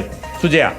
ഓക്കെ, വിവരങ്ങൾ നൽകിയത് പ്രശാന്ത് നിലമ്പൂരാണ്. മുഹമ്മദ് റിയാസിന്റെ വിമർശനം അത് ഇനി പ്രതിപക്ഷ നിരയിൽ നിന്ന് ആരൊക്കെ ഏറ്റുപിടിക്കും, അതാണ് നമുക്ക് അറിയേണ്ടത്. അതിനോടുള്ള സർക്കാരിന്റെ പ്രതികരണം എന്താണ് എന്നത് നമുക്ക് കാത്തിരുന്ന് കാണാം.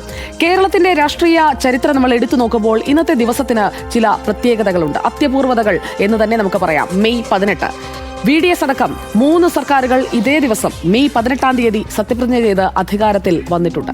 കാറിന് 13-ാം നമ്പർ സ്വീകരിക്കാൻ ഇത്തവണയും ഒരു മന്ത്രിയും തയ്യാറായിട്ടില്ല. 2006-ൽ VS അച്യുതാനന്ദൻ, തുടർന്ന് 2011-ലെത്തിയ ഉമ്മൻചാണ്ടി സർക്കാർ, അടുത്ത UDF ടേമിൽ 2026-ൽ സത്യപ്രതിജ്ഞ ചെയ്ത VD സതീശൻ, എല്ലാം മെയ് 18-ന്. ലോക്ഭവനിലായിരുന്നു മുൻകാലങ്ങളിൽ സത്യപ്രതിജ്ഞ. അതിന് മാറ്റം വരുത്തിയതും മെയ് 18-ന്. 2006-ൽ VS അച്യുതാനന്ദൻ സെൻട്രൽ സ്റ്റേഡിയം സത്യപ്രതിജ്ഞാ വേദിയാക്കിയതും അന്നാണ്. ഇത്തവണ 2 പേരൊഴികെ മന്ത്രിമാരെല്ലാം സത്യപ്രതിജ്ഞ ചെയ്തത് ദൈവനാമത്തിലാണ്. പക്ഷേ 13-ാം നമ്പർ കാർ ഉപയോഗിക്കാൻ ആർക്കും ധൈര്യമില്ല. അതുകൊണ്ട് നമ്പർ 13 ഇത്തവണയും ഒരു മന്ത്രിമാർക്കുമില്ല. Big TV, Thiruvananthapuram. ആർത്തലയ്ക്കുന്ന ജനസഞ്ചയത്തെ സാക്ഷിയാക്കിയാണ് VD സതീശൻ മുഖ്യമന്ത്രിയായി സത്യപ്രതിജ്ഞ ചെയ്തത്. VD സതീശൻ എന്ന ക്രൗഡ് പുള്ളറുടെ ഉദയം കൂടിയാണ് കഴിഞ്ഞ ദിവസങ്ങളിൽ കേരളം കണ്ടത്. ഇന്നത്തെ മുഖ്യമന്ത്രിയുടെ യാത്രയിൽ അത്രയും വൻ ജനാവലിയുടെ സാന്നിധ്യമുണ്ടായിരുന്നു.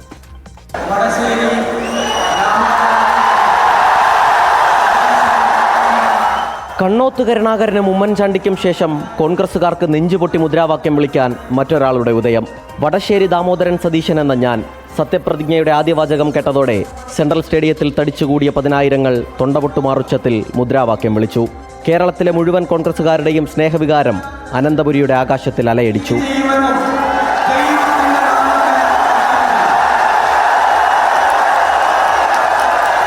കണ്ണേ കരളെ VDSA എന്ന മുദ്രാവാക്യം സത്യപ്രതിജ്ഞ തീരും വരെയും ഉയർന്നു കേട്ടു. രാഹുൽ ഗാന്ധിയെ കെട്ടിപ്പിടിച്ചപ്പോഴും സത്യപ്രതിജ്ഞാനന്തരം പിണറായി വിജയന് കൈകൊടുത്തപ്പോഴുമെല്ലാം വിളികൾ ഉച്ചസ്ഥായിയിലെത്തി.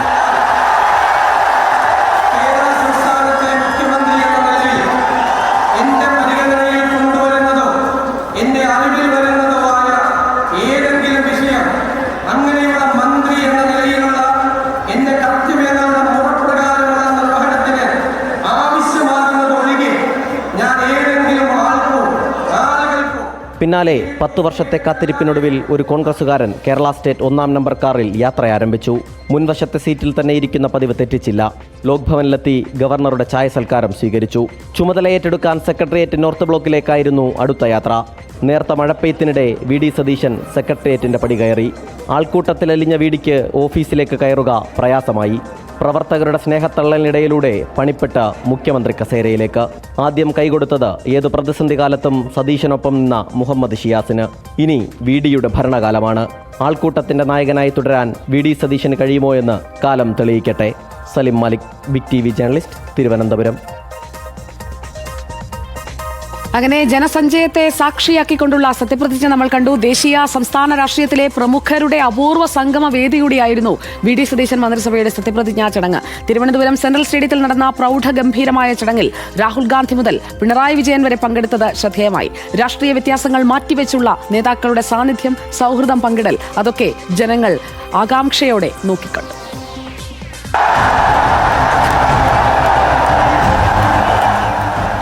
സംസ്ഥാന രാഷ്ട്രീയത്തിലെ പ്രമുഖ കോൺഗ്രസ് ഇന്ത്യ സഖ്യ നേതാക്കളുടെ വൻ സാന്നിധ്യമാണ് സത്യപ്രതിജ്ഞാ ചടങ്ങിൽ ദൃശ്യമായത്.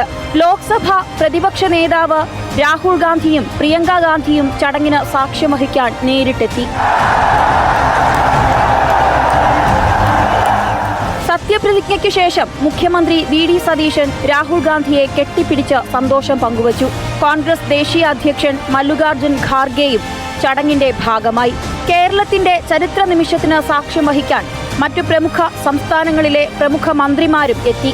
കർണാടക മുഖ്യമന്ത്രി സിദ്ധരാമയ്യ, തെലങ്കാന മുഖ്യമന്ത്രി രേവന്ത് റെഡ്ഡി, ഹിമാചൽ പ്രദേശ് മുഖ്യമന്ത്രി സുഖ്വീന്ദർ സിംഗ് സുഖു എന്നിവരും കർണാടക ഉപമുഖ്യമന്ത്രി DK ശിവകുമാറും AICC general secretary KC വേണുഗോപാലും വേദിയിൽ മുൻനിരയിൽ തന്നെയുണ്ടായിരുന്നു.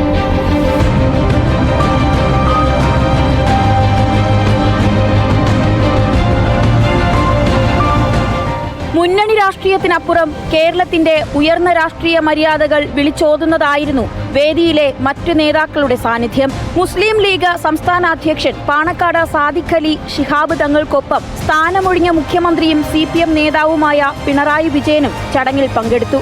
CPM സംസ്ഥാന സെക്രട്ടറി MV ഗോവിന്ദൻ, CPI സംസ്ഥാന സെക്രട്ടറി ബിനോയ് വിശ്വം, BJP സംസ്ഥാന അധ്യക്ഷൻ രാജീവ് ചന്ദ്രശേഖർ എന്നിവരും രാഷ്ട്രീയ ഭേദമന്യേ ചടങ്ങിൽ സംബന്ധിച്ചത് വേറിട്ട കാഴ്ചയായി.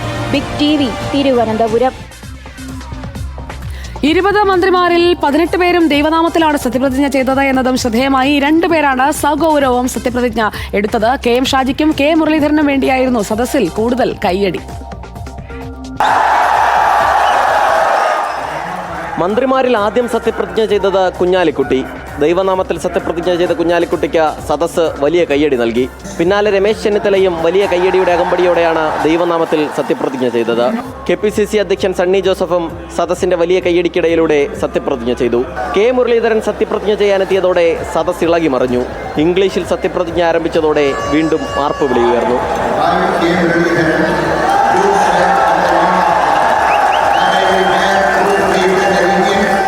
ഘടകകക്ഷി മന്ത്രിമാരായ മോൻസ് ജോസഫും അനൂപ് ജേക്കബും ദൈവനാമത്തിൽ സത്യപ്രതിജ്ഞ ചെയ്തപ്പോൾ ഷിബു ബേബി ജോണും CP ജോണും സഗൗരവം ചുമതല ഏറ്റെടുത്തു. ഇരുവർക്കും നല്ല കയ്യടി കിട്ടി. AP അനിൽകുമാറിനും വിഷ്ണുനാഥിനും സദസ്സ് അറിഞ്ഞു കയ്യടിച്ചു.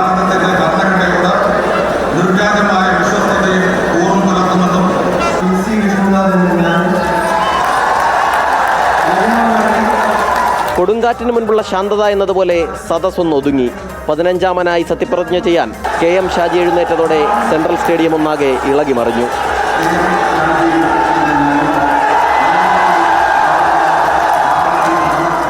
മുസ്ലിം ലീഗിന്റെ MLA-മാർ മുഴുവൻ ദൈവനാമത്തിലാണ് സത്യപ്രതിജ്ഞ ചെയ്തത്. എല്ലാ ലീഗ് MLA-മാർക്കും നല്ല കയ്യടി കിട്ടി. യൂത്ത് കോൺഗ്രസ് സംസ്ഥാന അധ്യക്ഷനായ OJ ജനീഷ് ഏറ്റവും ഒടുവിലാണ് സത്യപ്രതിജ്ഞ ചെയ്തത്. പക്ഷേ സദസ്സിന്റെ സ്നേഹത്തിൽ ജനീഷ് പിന്നിലായില്ല. Big TV, Thiruvananthapuram. V D Satheesan സർക്കാർ അധികാരമേൽക്കുമ്പോൾ ആവേശത്തിലായിരുന്നു നാടും നഗരവും. തിരുവനന്തപുരം സെൻട്രൽ സ്റ്റേഡിയത്തിൽ പുലർച്ചെ മുതൽ ജനം തിങ്ങി നിറയുകയായിരുന്നു, വരി നിൽക്കുകയായിരുന്നു. മുഖ്യമന്ത്രി 10 വർഷം നാട്ടിൽ ജനകീയനായ സതീശൻ വന്നല്ലോ.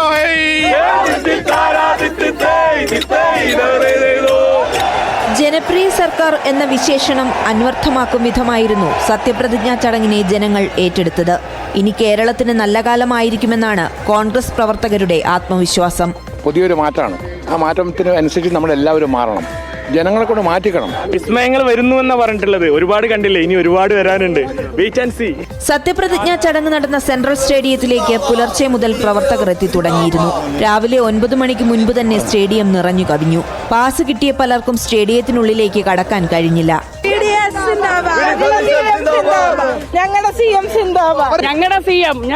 ഞങ്ങൾ ആത്മാർത്ഥമായിട്ട് ആഗ്രഹിച്ചിരുന്നത് VS അച്യുതാനന്ദൻ ഉണ്ടായിരുന്നു. അത് കഴിഞ്ഞപ്പോ ഏറ്റവും കൂടുതൽ ജനപ്രിയ നേതാവാണ് VD സതീശൻ സാർ. ആദ്യ മന്ത്രിസഭാ യോഗത്തിന് പിന്നാലെ ജനപ്രിയ പ്രഖ്യാപനങ്ങൾ കൂടി വന്നതോടെ ഇരട്ടി സന്തോഷം. KSRTC-യിലെ സൗജന്യ യാത്രയെക്കുറിച്ചുള്ള പ്രഖ്യാപനം ആവേശത്തോടെയാണ് ജനങ്ങൾ ഏറ്റെടുത്തത്. പുതിയ സർക്കാരിന്റെ മാറ്റങ്ങളല്ലേ നോക്കാം. നല്ല തീരുമാനം. ഈ VD സതീശൻ മുഖ്യമന്ത്രിയെ സംബന്ധിച്ചിടത്തോളം അദ്ദേഹം പാവങ്ങളുടെ വിലപ്പെട്ട ഒരു മനുഷ്യൻ തന്നെയാണ്. വിവിധ ബ്യൂറോകൾക്കൊപ്പം ബിഗ് TV, തിരുവനന്തപുരം. സത്യപ്രതിജ്ഞയ്ക്ക് ശേഷം ഗവർണറുടെ ചായ സൽക്കാരത്തിൽ പങ്കെടുത്ത് മുഖ്യമന്ത്രിയും മന്ത്രിമാരും ഘടകകക്ഷി നേതാക്കളും. മുഖ്യമന്ത്രിക്കും മന്ത്രിമാരോടും ഒപ്പം പാണക്കാട് സാദിഖ് അലി ശിഹാബ് തങ്ങൾ ഉൾപ്പെടെയുള്ളവരാണ് ലോക് ഭവനിൽ എത്തിയത്. ആരംഭത്തിൽ സർക്കാരും ഗവർണറും രമ്യതയിലാണ്. പക്ഷേ വരും കാലത്ത് എന്തായിരിക്കും, അതാണ് ആകാംക്ഷയുടെ എല്ലാവരും ഉറ്റുനോക്കുന്നത്.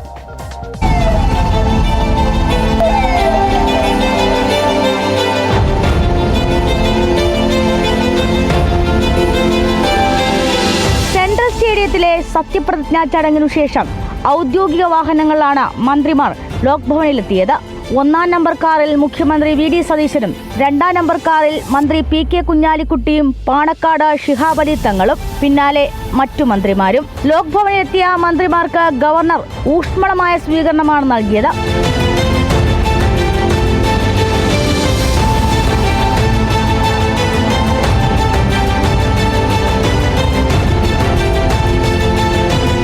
ഗവർണർ രാജേന്ദ്ര വിശ്വനാഥ ആർലേക്കർക്കൊപ്പം ചായ സൽക്കാരം.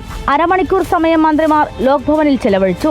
സംസ്ഥാന പോലീസ് മേധാവി റവാഡ ചന്ദ്രശേഖറും മറ്റു മുതിർന്ന പോലീസ് ഉദ്യോഗസ്ഥരും ഗവർണറുടെ ചായ സൽക്കാരത്തിൽ പങ്കെടുക്കാനായി എത്തിയിരുന്നു. മുൻ സർക്കാരും ഗവർണറുമായി അത്ര ഊഷ്മളമായ ബന്ധമല്ലായിരുന്നു. ചരിത്രത്തിലില്ലാത്തതുപോലെ മുൻ ഗവർണർ ആരിഫ് മുഹമ്മദ് ഖാൻ സർക്കാരിനെതിരെ പൊതുനിരത്തിൽ പ്രതിഷേധിക്കേണ്ട സാഹചര്യം വരെ ഉണ്ടായിരുന്നു. തുടർച്ചയായി ഗവർണർ വിളിക്കുന്ന വിരുന്നും സർക്കാർ നിരസിച്ചിരുന്നു. എന്നാൽ 10 വർഷങ്ങൾക്ക് ശേഷം അധികാരത്തിലെത്തുന്ന VD സതീശൻ സർക്കാർ ആദ്യം തന്നെ സർക്കാരുമായി സൗഹൃദത്തിലാണ്. വരും ദിവസങ്ങളിൽ ഗവർണർ സ്വീകരിക്കുന്ന നിലപാടുകളാകും സർക്കാരുമായുള്ള സൗഹൃദത്തിന്റെ ആഴം നിശ്ചയിക്കുക. Big TV, Thiruvananthapuram. സത്യപ്രതിജ്ഞയ്ക്ക് മുൻപേ അനുഗ്രഹം തേടി മന്ത്രിമാർ. തിരുവനന്തപുരത്തെ വിവിധ ക്ഷേത്രങ്ങളിലും പള്ളികളിലുമായി മന്ത്രിമാരും അവരുടെ കുടുംബാംഗങ്ങളും ദർശനം നടത്തി. അതേസമയം ഉമ്മൻചാണ്ടിയുടെ സ്മരണാർത്ഥം പുതുപ്പള്ളി ഹൌസിൽ നിന്ന് നടന്നാണ് ചാണ്ടിയുമ്മൻ MLA സത്യപ്രതിജ്ഞാ ചടങ്ങിന് എത്തിയത്. നല്ല കാര്യങ്ങൾക്ക് മുമ്പ് ക്ഷേത്ര ദർശനം എന്ന പതിവ് K മുരളീധരനും ഇത്തവണ തെറ്റിച്ചില്ല. രാവിലെ 8 മണിയോടെ പഴവങ്ങാട് ക്ഷേത്രത്തിലെത്തി ദർശനം നടത്തി. പിന്നാലെ പത്മനാഭസ്വാമിയെയും തൊഴുത് ശ്രീകണ്ഠേശ്വര ക്ഷേത്രത്തിലും പോയതിനു ശേഷമാണ് സത്യപ്രതിജ്ഞയ്ക്കെത്തിയത്. വെല്ലുവിളിയുള്ള വകുപ്പാണ് ലഭിച്ചതെന്നും ഭംഗിയായി കൈകാര്യം ചെയ്യാനാകുമെന്നാണ് പ്രതീക്ഷയെന്നും പ്രതികരണം. തീർച്ചയായും നന്നായി കൊണ്ട് ഏൽപ്പിച്ച കാര്യങ്ങൾ ഭംഗിയായി നിർവഹിക്കുക എന്നുള്ളതാണ് എന്റെ ദൗത്യം. അതനുസരിച്ച് മുന്നോട്ട്. മന്ത്രി സണ്ണി ജോസഫും പാളയം ലാറ്റിൻ പള്ളിയിൽ വിശുദ്ധ കുർബാനയിൽ പങ്കെടുത്തു. പരിഭവങ്ങളൊക്കെ സ്വാഭാവികമല്ലേ രാഷ്ട്രീയത്തിൽ. എല്ലാ വിഷയത്തിനും പരിഹാരം ഉണ്ടാക്കി വളരെ ശക്തമായി ഐക്യത്തിൽ മുന്നോട്ട് പോകും. മന്ത്രി CP ജോൺ സത്യപ്രതിജ്ഞയ്ക്ക് എത്തും മുൻപ് പട്ടം MVR ഭവനിലെ MVRന്റെ ചിത്രത്തിൽ പുഷ്പാർച്ചന നടത്തി. മന്ത്രി KA തുളസി VK ശ്രീകണ്ഠൻ MPക്കൊപ്പമാണ് സത്യപ്രതിജ്ഞയ്ക്കെത്തിയത്. മന്ത്രി PC വിശ്വനാഥ് രാവിലെ ഹനുമാൻ സ്വാമി ക്ഷേത്രത്തിലും ദർശനം നടത്തി. അതേസമയം പിതാവിനെ സ്മരിച്ചുകൊണ്ട് കാൽനടയായാണ് ചാണ്ടിയുമ്മൻ MLA സെൻട്രൽ സ്റ്റേഡിയത്തിലെത്തിയത്. എൻ്റെ പിതാവിൻ്റെ ഓർമ്മകൾ നിൽക്കുന്ന ഒരു സത്യപ്രതിജ്ഞയാണ്. അദ്ദേഹം 15 വർഷങ്ങൾക്ക് മുമ്പ് ഇതേ ദിവസമാണ് മുഖ്യമന്ത്രിയായത്. അപ്പം ഈ ഒരു ദിവസം അതിൻ്റെ ജനങ്ങളെ കൂടെ കണ്ട് എൻ്റെ നാട്ടിലെ ജനങ്ങൾ വന്നിട്ടുണ്ട്. അപ്പോൾ ചിലരൊക്കെ പോകാൻ തുടങ്ങി. അവരെല്ലാം കൂട്ടിക്കൊണ്ട് ഒരുമിച്ച് നടക്കാമെന്ന് വിചാരിച്ചു. പൊതുജനങ്ങൾക്ക് അനുവദിച്ച ഗേറ്റിലൂടെയാണ് അദ്ദേഹം സെൻട്രൽ സ്റ്റേഡിയത്തിലേക്ക് പ്രവേശിച്ചതും. ബിഗ് TV ജേർണലിസ്റ്റ് അർച്ചന രവീന്ദ്രനൊപ്പം ദൃശ്യ പുതിയടത്ത്, തിരുവനന്തപുരം. ചാണ്ടിയുമ്മനെ മന്ത്രിയാക്കാത്തതിൽ അതൃപ്തി വെളിപ്പെടുത്തി ഓർത്തഡോക്സ് സഭ. VD സതീശനെ പോലെ ജനഹിതം ചാണ്ടിയുമ്മന് ഉണ്ടെന്ന് മലങ്കര ഓർത്തഡോക്സ് സുറിയാനി സഭയുടെ മാധ്യമ വിഭാഗം തലവൻ ഡോക്ടർ യുഹന്നോൻ മാർ ദിയസ്കോറോസ് മെത്രാപൊലീത്ത ബിഗ് ടിവിയോട് പറഞ്ഞു. സഭാവിശ്വാസി എന്ന നിലയ്ക്കല്ല, മികച്ച നേതാവ് എന്ന നിലയ്ക്ക് ചാണ്ടിയെ പരിഗണിക്കണമായിരുന്നു. ഉമ്മൻചാണ്ടി എന്ന മനുഷ്യനെ കരുതി അദ്ദേഹത്തിന്റെ മകന് അവസരം നൽകണമായിരുന്നെന്നും സമൂഹത്തിൽ ചാണ്ടിക്ക് മന്ത്രിസ്ഥാനം കിട്ടാത്തത് ചർച്ചയാകുമെന്നും അദ്ദേഹം പറഞ്ഞു. ചാണ്ടിയുമ്മൻ സഭാവിശ്വാസിയായതുകൊണ്ട് മാറ്റപ്പെട്ടു എന്ന് പറയുന്നതിനോട് ഞങ്ങൾക്ക് യോജിപ്പില്ല. ചാണ്ടിയുമ്മൻ ഞങ്ങളുടെ സഭയിലെ അംഗമല്ല എന്ന് പറഞ്ഞ് ഞങ്ങൾക്കല്ലോ. Is a member of our church, active member of our church. അതുകൊണ്ട് സഭാവിശ്വാസിയൊക്കെയാണ്. പുതുപ്പള്ളിയിലെ ആളുകളെ മുഴുവൻ അവരുടെ മനസ്സിൽ ഒരു പ്രധാന ആളാക്കി മാറ്റി. അദ്ദേഹം ഇവിടെ ഒരു സാമൂഹ്യ ജീവിയാണ്. വളരെ ഭംഗിയായിട്ട് അത് ചെയ്യുന്നുണ്ട്. മറ്റൊരു പ്രധാനപ്പെട്ട കാര്യം, UDF കക്ഷി നേതാക്കന്മാർ മുഴുവനും ഒരുപോലെ ആദരിക്കുന്ന ഒരു വ്യക്തിയാണ് പ്രിയപ്പെട്ട ഉമ്മൻചാണ്ടി എന്നുള്ളതാണ് പ്രത്യേകത. അവരെല്ലാവരും തെരഞ്ഞെടുപ്പിന് മുമ്പും എപ്പോഴും വരുന്ന ഒരു കല്ലറയാണ് ഉമ്മൻചാണ്ടിയുടെ കല്ലറ. കല്ലറയിൽ ആ മനുഷ്യൻ നീതിമാനായിരുന്നു പള്ളി എഴുതി വെച്ചതല്ല, രാഷ്ട്രീയ നേതാക്കന്മാരുടെ പ്രധാന നിർദ്ദേശപ്രകാരം എഴുതി വെച്ചതാണെന്നും ചാണ്ടി ഉമ്മൻ തന്നെ അത് വളരെ കൃത്യമായിട്ട് പറയുന്നുണ്ട്. അങ്ങനെ ഒരു മനുഷ്യനെ കൂടി ആദരിക്കേണ്ടതായിരുന്നു. ഈ മന്ത്രിസഭയെ പുതുതായിട്ടുണ്ടായപ്പോൾ അവസാന നിമിഷത്തിൽ എങ്ങനെയോ അങ്ങ് അപ്രത്യക്ഷമായി പോകുന്നതായിട്ട് കാണുവാനായിട്ട് കാഴ്ച തന്നു. അത് സമൂഹത്തിലെ ജനത്തിന് എത്രമാത്രം ഉൾക്കൊള്ളാനായിട്ട് പറ്റുമെന്നുള്ളതൊരു ചോദ്യമാണ്. സർക്കാർ ചെയ്യുന്ന നല്ല കാര്യങ്ങൾക്ക് കേന്ദ്രത്തിന്റെ പൂർണ്ണ പിന്തുണയുണ്ടാകുമെന്ന് കേന്ദ്ര സഹമന്ത്രി ജോർജ് കുര്യൻ. വികസിത ഭാരതം എന്ന സങ്കല്പത്തിലേക്ക് ഒന്നിച്ചു നീങ്ങണം. ആയുഷ്മാൻ ഭാരത് പദ്ധതി നടപ്പാക്കാത്ത എല്ലാ സർക്കാരുകളും മാറി. ഈ സർക്കാർ ആയുഷ്മാൻ ഭാരത് പദ്ധതി നടപ്പാക്കണം. PM ശ്രീ പദ്ധതി നടപ്പാക്കണമെന്നും കേന്ദ്ര സഹമന്ത്രി ജോർജ് കുര്യൻ ആവശ്യപ്പെടുന്നു. ഒരു സർക്കാർ ഇന്ന് അധികാരത്തിലേറിയിരിക്കുകയാണ്. ആ സർക്കാരിന് ചെയ്യുന്ന എല്ലാ നല്ല കാര്യങ്ങൾക്കും പൂർണ്ണമായിട്ടുള്ള പിന്തുണ ഉണ്ടായിരിക്കും. കേന്ദ്ര സർക്കാരിന്റെ പിന്തുണയുണ്ടാകും. കേന്ദ്ര സർക്കാർ എങ്ങനെയാണ് പിന്തുണ കൊടുക്കുന്നത്? കേന്ദ്ര സർക്കാരിന്റെ പദ്ധതികളും ആ പദ്ധതികൾ നടപ്പിലാക്കാൻ തയ്യാറാകണം എന്നാണ് എനിക്ക് അഭ്യർത്ഥിക്കാനുള്ളത്. അതിൽ ഏറ്റവും പ്രധാനപ്പെട്ടത് ആയുഷ്മാൻ വയോജന. അത് നടപ്പിലാക്കാത്ത എല്ലാ സർക്കാരുകളും, ഞാൻ രാഷ്ട്രീയം പറയുന്നു, എല്ലാ സർക്കാരുകളും പുറത്തായി. ഈ സർക്കാർ അത് നടപ്പിലാക്കണം എന്ന് ഞാൻ ആവശ്യപ്പെടുകയാണ്. പിണറായി സർക്കാർ നടപ്പാക്കാത്ത കേന്ദ്ര പദ്ധതികൾ VD സതീശൻ സർക്കാർ നടപ്പാക്കുമോ എന്നുള്ളതാണ് വരും ദിവസങ്ങളിൽ കാത്തിരുന്ന് കാണേണ്ടത്. ചില കാര്യങ്ങളിൽ LDFും UDFും ഒരുപോലെ കേന്ദ്രത്തെ എതിർക്കുന്നുണ്ട്. അതിൽ പെട്ടവയിൽ പലതും നടപ്പാക്കാതെ വെച്ചിട്ടുമുണ്ട്. അതിൽ സർക്കാർ മാറിയപ്പോൾ തീരുമാനം മാറുമോ എന്നതറിയാൻ നമുക്ക് കാത്തിരിക്കാം. വനം വന്യജീവി വകുപ്പ് ഉറപ്പിച്ച് ഷിബു ബേബി ജോൺ. വനം, വന്യജീവി, കശുവണ്ടി, വ്യവസായം വകുപ്പുകളാണ് നിലവിൽ ഉറപ്പിച്ചതെന്ന് ഷിബു ബേബി ജോൺ പറഞ്ഞു. അടിയന്തരമായി പ്രശ്നപരിഹാരത്തിന് ഒരു കോൾ സെന്റർ തുടങ്ങാനാണ് ആദ്യ തീരുമാനം. ബാക്കി തീരുമാനങ്ങൾ പിന്നീട് അറിയിക്കുമെന്നും അദ്ദേഹം ബിഗ് ടിവിയോട് പറഞ്ഞു.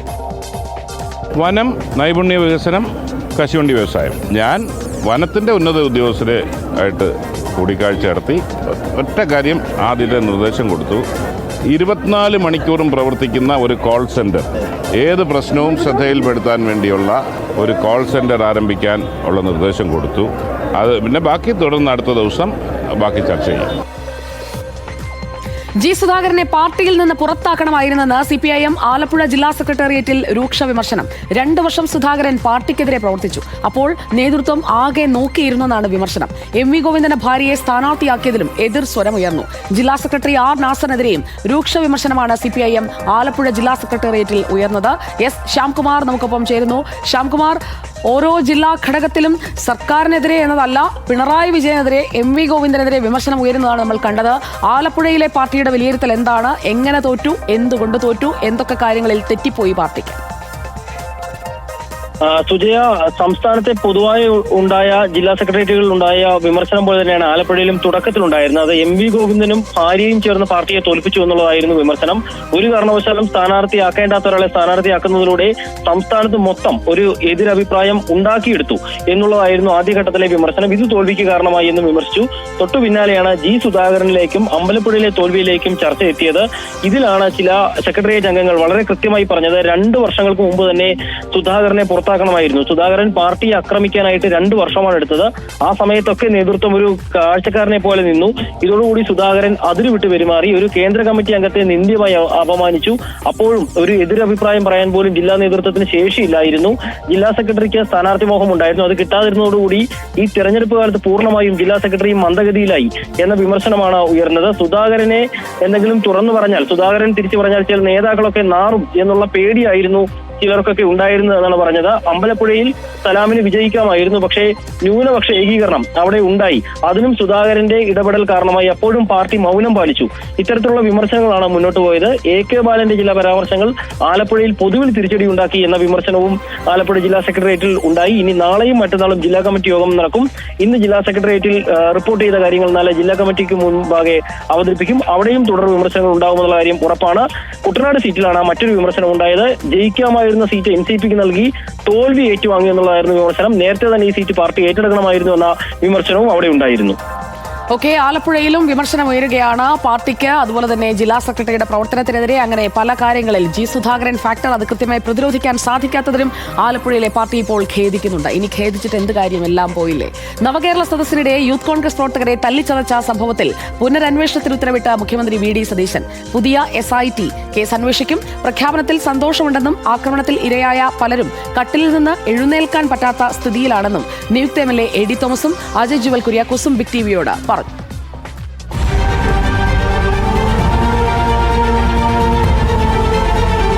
2023 നവകേരള യാത്ര അത്ര എളുപ്പത്തിൽ ആരും മറക്കില്ല.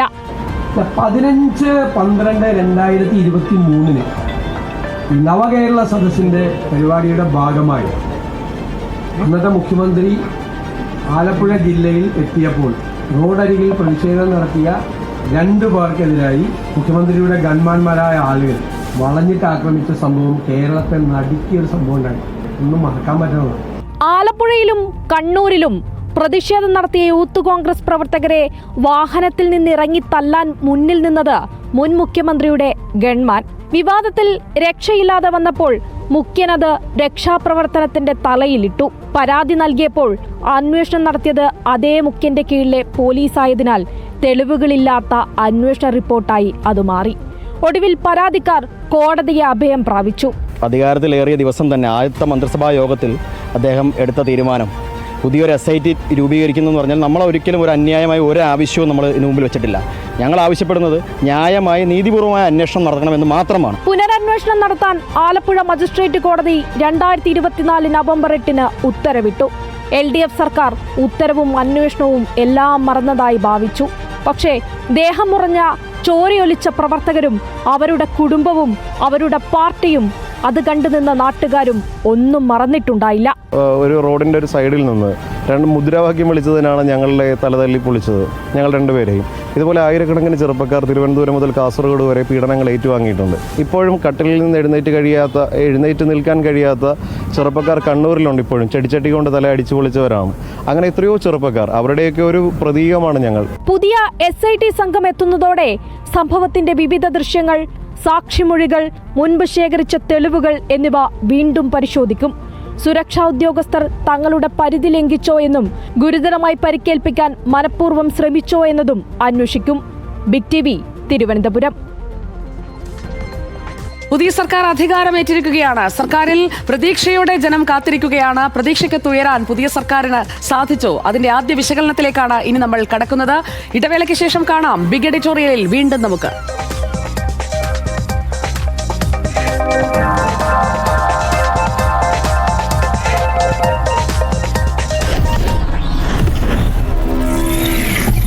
You are watching Big TV without fear or favor. ഞാനല്ല ടീച്ചറെ, അലനെന്തോ. അലൻ, എടാ നിനക്ക് നിന്റെ ചേട്ടന്റെ അതേ സ്വഭാവമാണല്ലോ. സൈലൻസ്. കിട്ടി ടീച്ചറെ. ഓക്സിജനിൽ നമ്മൾ മിക്സി മേടിച്ചപ്പോഴേ ഒരു ഗെയിമിംഗ് ലാപ്ടോപ്പ് നറുക്കെടുപ്പിലൂടെ ഫ്രീ ആയിട്ട് കിട്ടി. ഡിജിറ്റൽ ശ്വാസമായി 26 വർഷങ്ങൾ ഓക്സിജനിൽ നിന്ന് പർച്ചേസ് ചെയ്യും. നേടും 5 കോടി രൂപയുടെ സമ്മാനങ്ങളും ആനുകൂല്യങ്ങളും. Oxygen, the digital expert. Intelligent ആയ പുതുതലമുറയ്ക്ക് integrated degree courses. Learn CMA USA integrated BCom only from Indian Institute of Commerce, Lakshya. പവർജെയിൻ സോളാർ പ്രൈവറ്റ് ലിമിറ്റഡ്, കേരളത്തിലെ നമ്പർ 1 സോളാർ കമ്പനി. എല്ലാ സാമ്പത്തിക ആവശ്യങ്ങൾക്കും ഒരു വഴിയുണ്ട്. UGS gold loan. NEET JEE കോച്ചിങ്ങിന് ഫ്യൂച്ചറിൽ ഓൺലൈൻ റിപ്പീറ്റർ കോഴ്സിന് വെറും 9,999 രൂപ, 69,999 രൂപയ്ക്ക് റിപ്പീറ്റർ ക്യാമ്പസ്. ഏറ്റവും കുറഞ്ഞ ഫീസിൽ ഏറ്റവും മികച്ച teachers. Future powered by Gokulam. അഡ്മിഷന് വിളിക്കൂ 9995200700. തിരുക്കൊച്ചി ഫിൻകാപ്പ്, മലയാളത്തിന്റെ സ്വന്തം ഗോൾഡ് ലോൺ കമ്പനി. ACCA പഠിക്കാം ഇന്ത്യയിലെ മോസ്റ്റ് ട്രസ്റ്റഡ് കൊമേഴ്സ് ഇൻസ്റ്റിറ്റ്യൂട്ടിൽ നിന്നും. 2026 പുതിയ ബാച്ചിലേക്കുള്ള അഡ്മിഷൻ ആരംഭിച്ചിരിക്കുന്നു. ഗ്ലോബൽ ചാർട്ടേഡ് അക്കൗണ്ടന്റ് എന്ന പ്രസ്റ്റീജിയസ് കരിയർ നേടാനായി ഇപ്പോൾ തന്നെ എലാൻസിൽ ജോയിൻ ചെയ്യൂ. Phone 9895047070. Dhanalakshmi group, financial freedom for all. യഥാർത്ഥ ഹീറോയ്ക്ക് ഒട്ടേറെ പ്രത്യേകതകളുണ്ട്. അതിൽ തന്നെ നിയോ കോട്ടഡ് മറ്റാർക്കും അവകാശപ്പെടാനാവില്ല. Steelex TMT steel bars, made for engineers. Bharat Lajna multi state housing cooperative society limited. Wedding എന്ന് പറഞ്ഞാൽ വിവാഹത്തിന്റെ ചടങ്ങുകളും അതിന്റെ ആഘോഷങ്ങളും. പക്ഷെ മാരേജ് എന്നാൽ വിവാഹ ജീവിതമാണ്. നമ്മുടെ കല്യാണ പെണ്ണ് ചെയ്തതുപോലെ ചാവറ മാട്രിമോണിയിൽ രജിസ്റ്റർ ചെയ്യണം. ലക്ഷക്കണക്കിന് വിവാഹങ്ങളും അതിനിരട്ടി കുടുംബങ്ങളും ചാവറ മാട്രിമോണിയിലൂടെ ഒന്നിച്ചു. അതാണ് ചാവറ മാട്രിമോണിയുടെ കെട്ടുറപ്പ്. ചാവറ മാട്രിമോണി. ഹൃദയങ്ങൾ ഒന്നായ 30 വർഷങ്ങൾ. ഇവിടെ ഉറയ്ക്കുന്നതേ വിവാഹമല്ല, വിവാഹ ജീവിതമാണ്. നല്ലൊരു കരിയറാണ് ലക്ഷ്യമെങ്കിൽ അമേരിക്കൻ സ്റ്റാൻഡേർഡ്സിൽ IBISൽ പഠിക്കാം. സ്കൂൾ കോളേജ് ID കാർഡുമായി വരുന്നവർക്ക് smart phone, laptop, tablet, keyboard, mouse, earbud, speaker, power bank, smart watch തുടങ്ങിയവ സ്പെഷ്യൽ പ്രൈസിൽ. കൂടാതെ ലാപ്ടോപ്പോ മൊബൈൽ ഫോണോ വാങ്ങുമ്പോൾ പ്രിന്ററിന് സ്പെഷ്യൽ പ്രൈസ്. ഇന്ന് തന്നെ മൈജി ഫ്യൂച്ചർ ഷോറൂമുകളിലെത്തൂ. പ്രേക്ഷക ഹൃദയങ്ങളിൽ ബിഗ് TV എന്നും ഒന്നാമത്. സത്യപ്രതിജ്ഞ നാട് കണ്ടത് ബിഗ് TVയിൽ. വടശ്ശേരി ദാമോദര മേനോൻ സതീശൻ. രാവിലെ 6 മണി മുതൽ സോഷ്യൽ മീഡിയയിൽ ബിഗ് TVയുടെ തേരോട്ടം. ഓരോരോ മണ്ഡലങ്ങളുടെ പേര് പറഞ്ഞു. UDF സർക്കാരിന്റെ സ്ഥാനാരോഹണം യൂട്യൂബിൽ കണ്ടത് ലക്ഷങ്ങൾ. രമേശ് ചെന്നിത്തല എന്ന ഞാൻ. റെക്കോർഡ് വ്യൂവർഷിപ്പ്, വാർത്താ ചരിത്രം തിരുത്തിയ കവറേജ്. കേരളം കണ്ടു, വിജയിപ്പിച്ചു. ബിഗ് TVയുടെ ഓരോ പ്രേക്ഷകനും നന്ദി.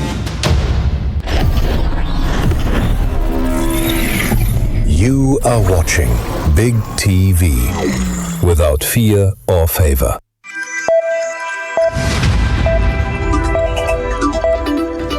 ജനപ്രിയ പ്രഖ്യാപനങ്ങളുമായി VD സതീശൻ സർക്കാരിന്റെ ആദ്യ മന്ത്രിസഭായോഗം. ജൂൺ 15 മുതൽ KSRTC ബസ്സിൽ സ്ത്രീകൾക്ക് സൗജന്യ യാത്ര. ആശാ വർക്കർമാരുടെ ഓണറേറിയം 3000 രൂപ കൂട്ടി. അങ്കണവാടി ജീവനക്കാരുടെയും സ്കൂൾ പാചക തൊഴിലാളികളുടെയും ശമ്പളം 1000 രൂപ വർദ്ധിപ്പിച്ചു. വയോജന ക്ഷേമത്തിന് പ്രത്യേക വകുപ്പ്. സംസ്ഥാനത്തെ സാമ്പത്തിക സ്ഥിതിയിൽ ധവളപത്രമിറക്കും.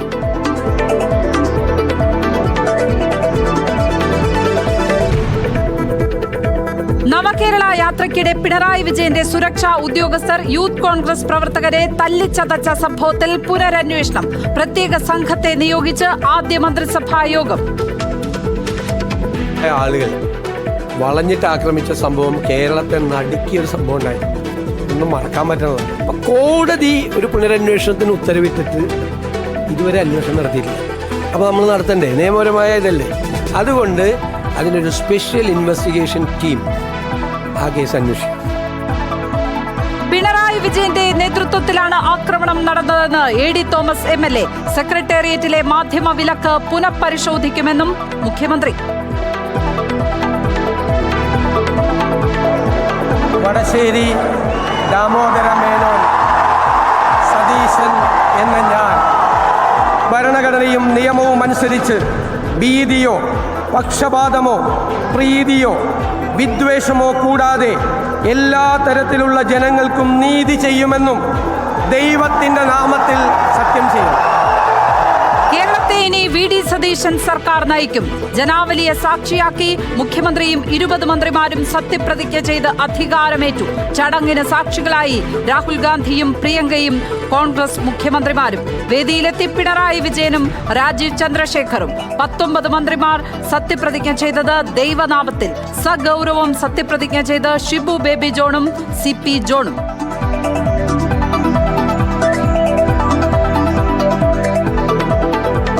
മന്ത്രിസഭാ രൂപീകരണത്തിൽ ഉടക്കിയ ലത്തീൻ സഭയെ അനുനയിപ്പിക്കാൻ നേരിട്ടിറങ്ങി VD സതീശൻ. സഭാ ആസ്ഥാനത്ത് ആർച്ച് ബിഷപ്പ് തോമസ് ജെ നെറ്റോയുമായി കൂടിക്കാഴ്ച. ഫിഷറീസ് വകുപ്പ് മുസ്ലിം ലീഗിന് കൈമാറരുതെന്ന് നിലപാടറിയിച്ചു. പരിഗണിക്കാമെന്ന് മുഖ്യമന്ത്രിയുടെ ഉറപ്പ്. ചാണ്ടി ഉമ്മനെ മന്ത്രിയാക്കാത്തതിൽ അതൃപ്തി അറിയിച്ച് ഓർത്തഡോക്സ് സഭ.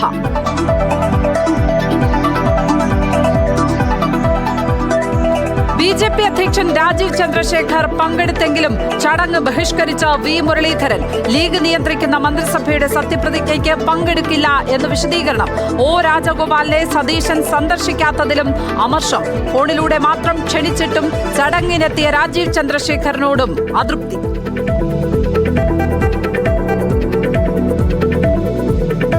VDS സർക്കാരിന്റെ ആദ്യ നിയമസഭാ സമ്മേളനം മെയ് 21 മുതൽ. സ്പീക്കർ തെരഞ്ഞെടുപ്പ് വെള്ളിയാഴ്ച.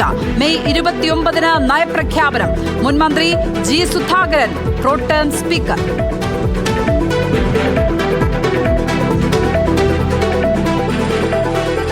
അമ്പലപ്പുഴയിലെ തോൽവിയിൽ പാർട്ടിക്ക് ഗുരുതര വീഴ്ച സംഭവിച്ചെന്ന് CPIM ആലപ്പുഴ ജില്ലാ സെക്രട്ടേറിയറ്റ്. വർഷങ്ങൾക്ക് മുന്നേ പാർട്ടിക്കെതിരെ തിരിഞ്ഞ G സുധാകരനെ പുറത്താക്കാൻ വൈകിയെന്ന് നേതാക്കൾ. സുധാകരനെതിരെ മൗനം പാലിച്ച് തോൽവി ഏറ്റുവാങ്ങിയെന്നും കുറ്റപ്പെടുത്തൽ. സംസ്ഥാന വ്യാപകമായ തിരിച്ചടിക്ക് കാരണം പാർട്ടി സെക്രട്ടറി MV ഗോവിന്ദനെന്നും വിമർശനം. തളിപ്പറമ്പിലെ PK ശ്യാമളയുടെ സ്ഥാനാർത്ഥിത്വം വലിയ തെറ്റെന്നും അംഗങ്ങൾ.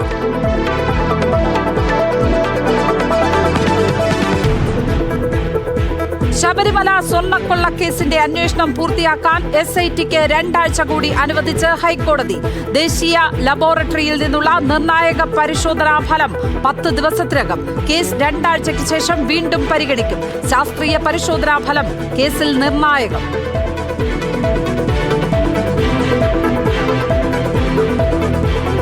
ഡൽഹി കലാപക്കേസ് പ്രതി ഉമർ ഖാലിദിന് ജാമ്യം നിഷേധിച്ചതിൽ സ്വയം വിമർശനവുമായി സുപ്രീം കോടതി. വിചാരണ വൈകിയാൽ ജാമ്യം നൽകുന്നത് സ്വാഭാവിക നീതിയെന്ന് ജസ്റ്റിസ് BV നാഗരത്ന. 1 വർഷത്തേക്ക് ജാമ്യം നൽകാൻ കഴിയില്ലെന്ന പുതിയ നിർദ്ദേശവും തള്ളി.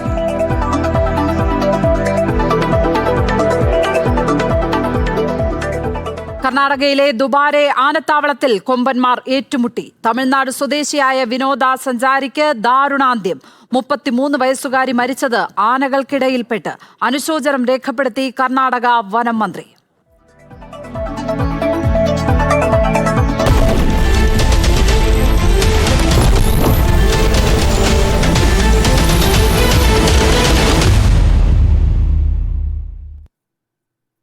Hello, good evening. എല്ലാ പ്രിയ പ്രേക്ഷകർക്കും ബിഗ് എഡിറ്റോറിയലിലേക്ക്, പ്രതിദിന വാർത്താ വിശകലന എഡിറ്റോറിയൽ പരിപാടിയിലേക്ക് സ്വാഗതം. ഇന്നത്തെ ദിവസം അത് VD സതീശൻ സർക്കാരിന്റെ സത്യപ്രതിജ്ഞയുടെ ദിവസമാണ്. മനുഷ്യ സമുദ്രം അതുപോലെയായി മാറിയിരുന്നു ഇന്ന് തിരുവനന്തപുരം സെൻട്രൽ സ്റ്റേഡിയം. ആ സമുദ്രത്തെ സാക്ഷിയാക്കി വടശ്ശേരി ദാമോദരമേനോൻ സതീശൻ മുഖ്യമന്ത്രിയായി സത്യപ്രതിജ്ഞ ചെയ്ത് അധികാരമേറ്റു. 6 പതിറ്റാണ്ടിന് ശേഷം ആദ്യമായി മുഖ്യമന്ത്രിക്കൊപ്പം സമ്പൂർണ്ണ മന്ത്രിസഭയുടെയും സത്യപ്രതിജ്ഞ. രാഹുൽ ഗാന്ധിയും പ്രിയങ്ക ഗാന്ധിയും മല്ലികാർജുൻ ഖർഗെയും തെലങ്കാന മുഖ്യമന്ത്രി രേവന്ത് റെഡ്ഡിയും കർണാടക മുഖ്യമന്ത്രി സിദ്ധരാമയ്യയും ഉപമുഖ്യമന്ത്രി DK ശിവകുമാറും തുടങ്ങി കോൺഗ്രസിന്റെ ഒരു പാൻ ഇന്ത്യൻ മുഖമാണ് തലസ്ഥാനത്ത് ചടങ്ങിൽ വേദിയിൽ നമ്മൾ കണ്ടത്. 10 ആണ്ട് അധികാരമില്ലാതിരുന്നതിൽ നിന്ന് UDF അധികാര കസേരയിലേക്ക് എത്തുമ്പോൾ ആദ്യം പ്രഖ്യാപിച്ചത് ജനകീയ തീരുമാനങ്ങൾ. വയോജനക്ഷേമ വകുപ്പ്, KSRTC ബസ്സിലെ സൗജന്യ യാത്ര, ഇന്ദിരാ ഗ്യാരണ്ടിയിലെ ആദ്യ 2 വാഗ്ദാനങ്ങളിൽ ആദ്യ ദിനം തന്നെ പ്രഖ്യാപനം വരികയാണ്. ആശമാരുടെ ഓണറേറിയത്തിലെ 3000 രൂപയുടെ വർധന, അങ്കണവാടി ടീച്ചർമാർ, ആയമാർ, സ്കൂൾ പാചക തൊഴിലാളികൾ എന്നിവർക്കുമുണ്ട് 1000ന്റെ വർധന.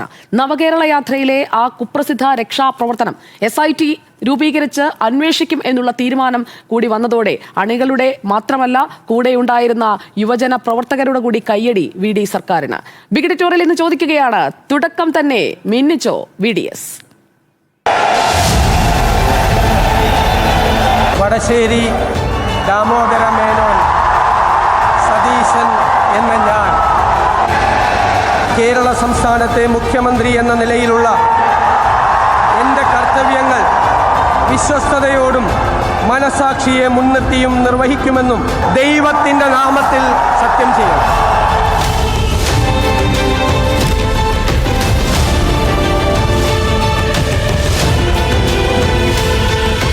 രണ്ട് ഗ്യാരണ്ടികൾ നടപ്പാക്കാൻ തീരുമാനിച്ചു. ഒന്ന് KSRTC ബസ്സുകളിലെ സ്ത്രീകൾക്കുള്ള സൗജന്യ യാത്ര അനുവദിക്കുന്ന സംബന്ധിച്ച് ആശാ വർക്കർമാരുടെ പന്തലിൽ പോയി വാക്ക് പറയണ്ടായിരുന്നു. അവർക്ക് 3000 രൂപയുടെ വർധനവ് പ്രഖ്യാപിക്കുക. വയോജനങ്ങൾക്കായുള്ള പ്രത്യേക വകുപ്പ് രൂപീകരിക്കും. റോഡരികിൽ പ്രതിഷേധം നടത്തിയ 2 പേർക്കെതിരായി മുഖ്യമന്ത്രിയുടെ ഗൺമാന്മാരായ ആളുകൾ വളഞ്ഞിട്ട് ആക്രമിച്ച സംഭവം കേരളത്തെ നടുക്കിയൊരു സംഭവം ഉണ്ടായിരുന്നു. ഒന്നും മറക്കാൻ പറ്റുന്നതാണ്. അതുകൊണ്ട് അതിനൊരു സ്പെഷ്യൽ ഇൻവെസ്റ്റിഗേഷൻ ടീം ആ കേസ് അന്വേഷിച്ചു.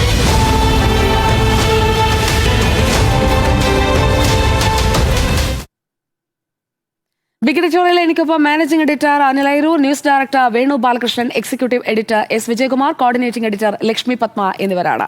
ആദ്യം വേണു ബാലകൃഷ്ണനിലേക്ക് പോവുകയാണ്. വേണു ബാലകൃഷ്ണൻ, നമ്മൾ ഈ സർക്കാർ രൂപീകരണവുമായി ബന്ധപ്പെട്ട എല്ലാ നാടകീയ നീക്കങ്ങളും ആദ്യം തന്നെ പ്രേക്ഷകരിലേക്ക് എത്തിക്കുകയായിരുന്നു. അത് ഗ്രൗണ്ടിൽ നിന്ന് ഗ്രൗണ്ട് റിയാലിറ്റി മനസ്സിലാക്കിക്കൊണ്ട് നമ്മൾ ആ കാര്യങ്ങൾ ഒന്ന് അവലോകനം ചെയ്യാൻ ഇന്ന് ശ്രമിക്കുകയാണെങ്കിൽ, ഇന്ദിരാ ഗ്യാരണ്ടി അതിലെ 2 പ്രഖ്യാപനങ്ങളും നടപ്പാക്കി എന്നത് ഒരു നേട്ടം തന്നെയാണ്, അല്ലെങ്കിൽ അത് പ്രഖ്യാപിച്ചു എന്നുള്ളത് നേട്ടം തന്നെയാണ്. ജനങ്ങളുടെ കയ്യടിയിലേക്ക് എത്തിക്കഴിഞ്ഞിരിക്കുന്നു. ബജറ്റിലേക്ക് ഇനി അധിക ദൂരമില്ല. തുടക്കം മിന്നിച്ചോ? ഈ തുടക്കത്തിൽ നിന്ന് ഇനിയുള്ള ദിവസങ്ങളിൽ നേരിടേണ്ടി വരുന്നത് എന്തൊക്കെയായിരിക്കും? കൃത്യമായ സന്ദേശങ്ങളാണ് ഒന്നാം മന്ത്രിസഭാ യോഗത്തിന് ശേഷം VD സതീശൻ സർക്കാർ നൽകിയിരിക്കുന്നത്. അത് പ്രതിപക്ഷത്തിനുള്ള സന്ദേശമാണ്. അതുപോലെ തന്നെ ഏറ്റവും അവഗണിക്കപ്പെട്ട വിഭാഗങ്ങൾക്കുള്ള സന്ദേശവുമാണ്. ഇനി ഭാവി കേരളത്തിനുള്ള സന്ദേശവുമാണ്. നമുക്ക് ഓരോന്നായി പരിശോധിക്കാം. ഇപ്പോൾ ഈ അവഗണിക്കപ്പെട്ടവർക്കുള്ള സന്ദേശം എന്ന് പറയുമ്പോൾ നാം ഈ സൂചിപ്പിക്കുന്നത് പോലെ ആശാ വർക്കർമാർക്കുള്ള വേതനം 3000 രൂപ കൂട്ടി എന്നതാണ്. അവർക്കിപ്പോൾ 90,000 അത് 12,000 ആകും. ഘട്ടം ഘട്ടമായി വീണ്ടും കൂട്ടുമെന്നാണ് പറയുന്നത്. അവരുടെ ആവശ്യം 21,000 രൂപയാണ്. പിന്നെ അവർ ഏറ്റവും പ്രധാനമായി പറഞ്ഞ മറ്റൊരു കാര്യം സുജയ പർവ്വതി റിട്ടയർമെന്റ് ആനുകൂല്യമാണ്. അതടക്കം പരിഗണിക്കുമെന്നാണ് പറഞ്ഞിരിക്കുന്നത്. ആശാ വർക്കർമാർ അതിനോട് അനുഭാവപൂർവ്വമാണ് പ്രതികരിക്കുകയും ചെയ്തിരിക്കുന്നത്. കുറെ കൂടി വലിയ തുക അനുവദിക്കുമെന്ന് അവർ പ്രതീക്ഷിച്ചിരുന്നു. പക്ഷേ ഈ പറയുന്ന വാക്കു പാലിക്കുമെന്നതിലാണ് അവർ വിശ്വാസം അർപ്പിച്ചിരിക്കുന്നത്. വാക്ക് വെറുതെയല്ല പറയുന്നതെന്ന് VD സതീശൻ പറയുകയും ചെയ്തിട്ടുണ്ട്. പിന്നെ ഇന്ദിരാ ഗ്യാരണ്ടികളിൽ 5-ൽ 2 നടപ്പാക്കാൻ ഇന്നിപ്പോൾ പ്രഖ്യാപിച്ചിരിക്കുന്നത്. അതിലേറ്റവും പ്രധാനം ഈ പറയുന്ന വനിതകൾക്കുള്ള ഈ KSRTCയിലെ സൗജന്യ യാത്രയാണ്. അതിൽ പ്രായപരിധി എന്നതൊരു ഘടകമേ ആകില്ല എന്ന് വ്യക്തമാക്കിയിട്ടുണ്ട്. ദീർഘദൂര പാതകളിൽ ഈ പറയുന്ന ആനുകൂല്യം കിട്ടുമോ ഇല്ലയോ തുടങ്ങിയ കാര്യങ്ങളിലാണ് അവ്യക്തതയുള്ളത്. അതിൽ വ്യക്തത വരേണ്ടതുണ്ട്. പക്ഷേ അതിൽ വളരെ കുശാഗ്ര ബുദ്ധിയോടെ VD സതീശൻ കാട്ടിയൊരു കാര്യമുണ്ട്. അത് ഈ പറയുന്ന KSRTCയിലെ സൗജന്യ യാത്ര ജൂൺ 15 മുതൽ നടപ്പാക്കുമെന്ന പ്രഖ്യാപനമാണ്. എന്തുകൊണ്ടാണ് 15ലേക്ക് അത് മാറ്റിയത്? ജൂൺ 5 ഏറ്റവും പ്രധാനപ്പെട്ട ദിവസമാണ്. അന്നാണ് VD സതീശൻ ബജറ്റ് അവതരിപ്പിക്കുക. ധനമന്ത്രി കൂടിയാണല്ലോ VD സതീശൻ. അപ്പോൾ VD സതീശന്റെ വിഷൻ ഡോക്യുമെന്റ് 5-ാം തീയതിയാണ് വരിക. ഏറ്റവും കൂടുതൽ ചോദ്യങ്ങളൊന്നും ഉയർന്നല്ലോ. ഈ പറയുന്ന സൗജന്യ യാത്രയ്ക്ക് പണം എവിടെ നിന്ന് കണ്ടെത്തുമെന്ന്. അതടക്കമുള്ള കാര്യങ്ങളിൽ ഒരു കാഴ്ചപ്പാട് മുന്നോട്ട് വെക്കേണ്ടതുണ്ട്. കഴിഞ്ഞ സർക്കാരിന്റെ കാലത്തെ ഭരണപരമായ സാമ്പത്തിക ഭരണത്തിനകത്തുള്ള നിരുത്തരവാദപരമായ സമീപനങ്ങൾ അതിനു മുൻപ് കേരളത്തിന്റെ പൊതുസമക്ഷം അദ്ദേഹത്തിന് വെക്കുകയും വേണം. അതിന്റെ ഭാഗമായുള്ള നീക്കമാണ് ധവളപത്രം പുറപ്പെടുവിക്കുമെന്ന് പറഞ്ഞത്. നാം ഇതിനു മുൻപും ധവളപത്രങ്ങൾ കണ്ടിട്ടുണ്ട്. ഇപ്പോൾ ഒരു ഉദാഹരണം പറഞ്ഞാൽ 2011 ഉമ്മൻചാണ്ടി സർക്കാരിന്റെ അവസാന കാലത്ത് മാണി ഇടക്കാലത്ത് മാണി ഒരു ധവളപത്രം ഇറക്കുന്നു. അതിനുശേഷം വരുന്ന LDF സർക്കാരിന്റെ കാലത്ത് LDF സർക്കാർ ഒരു ധവളപത്രം ഇറക്കുന്നു.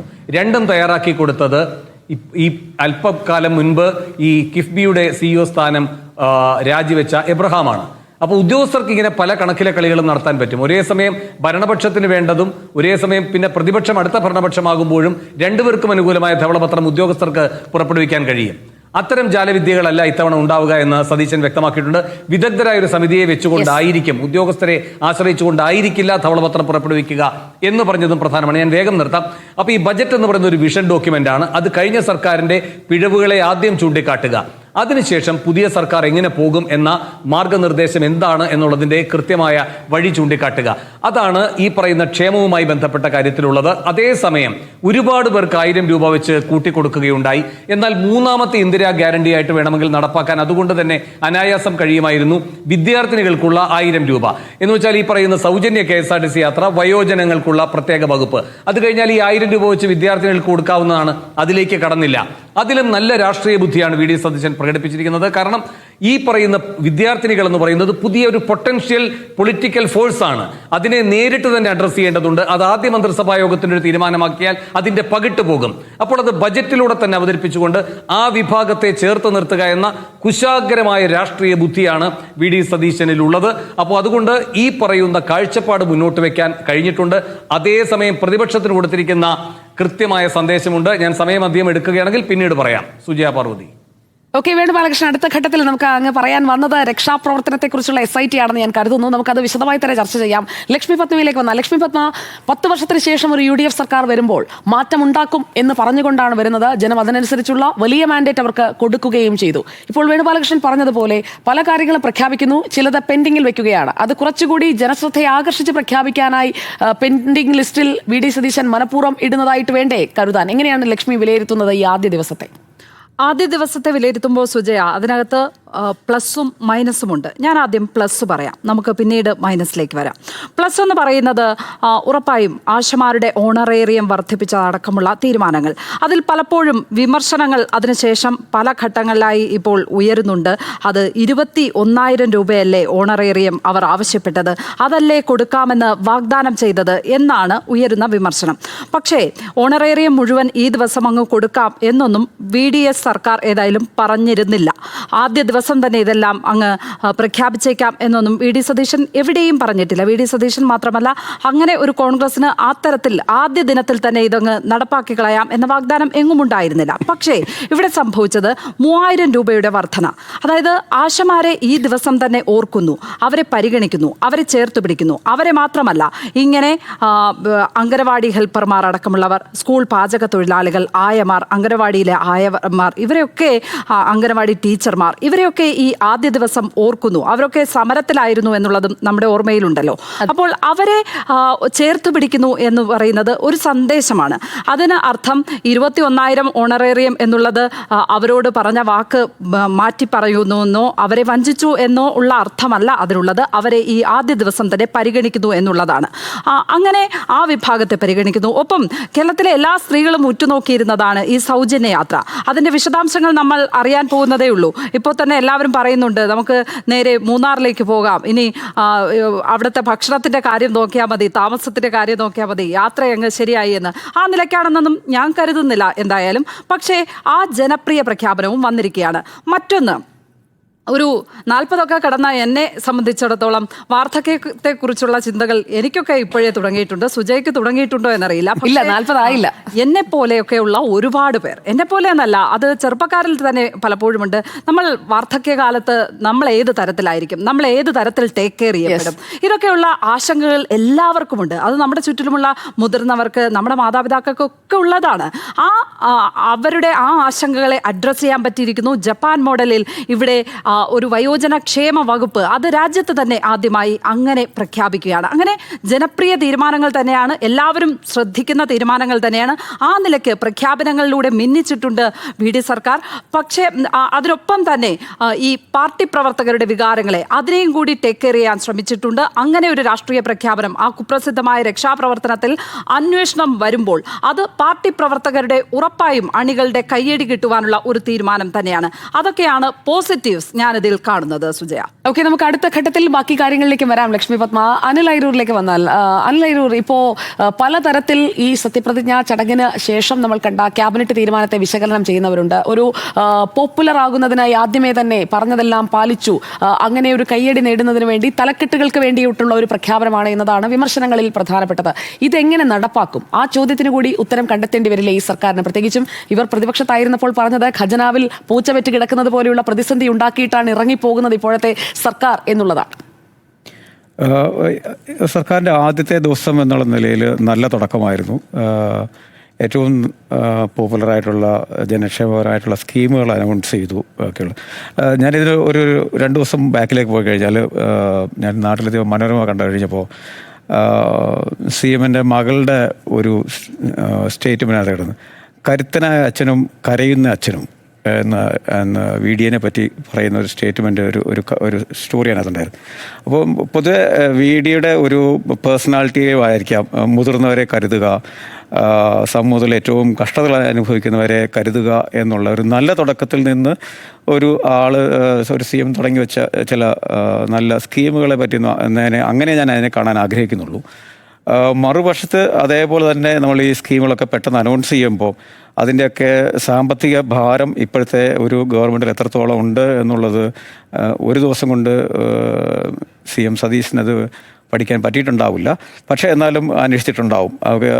തൊട്ടടുത്തുള്ള നമ്മുടെ സംസ്ഥാനങ്ങളൊക്കെ നമ്മൾ നോക്കിക്കഴിഞ്ഞാൽ ഇത് നമ്മുടെ ബഡ്ജറ്റിൽ ഉണ്ടാക്കാൻ പോകുന്ന ഒരു ഫിനാൻഷ്യൽ ബർഡൻ ചെറുതൊന്നുമല്ല.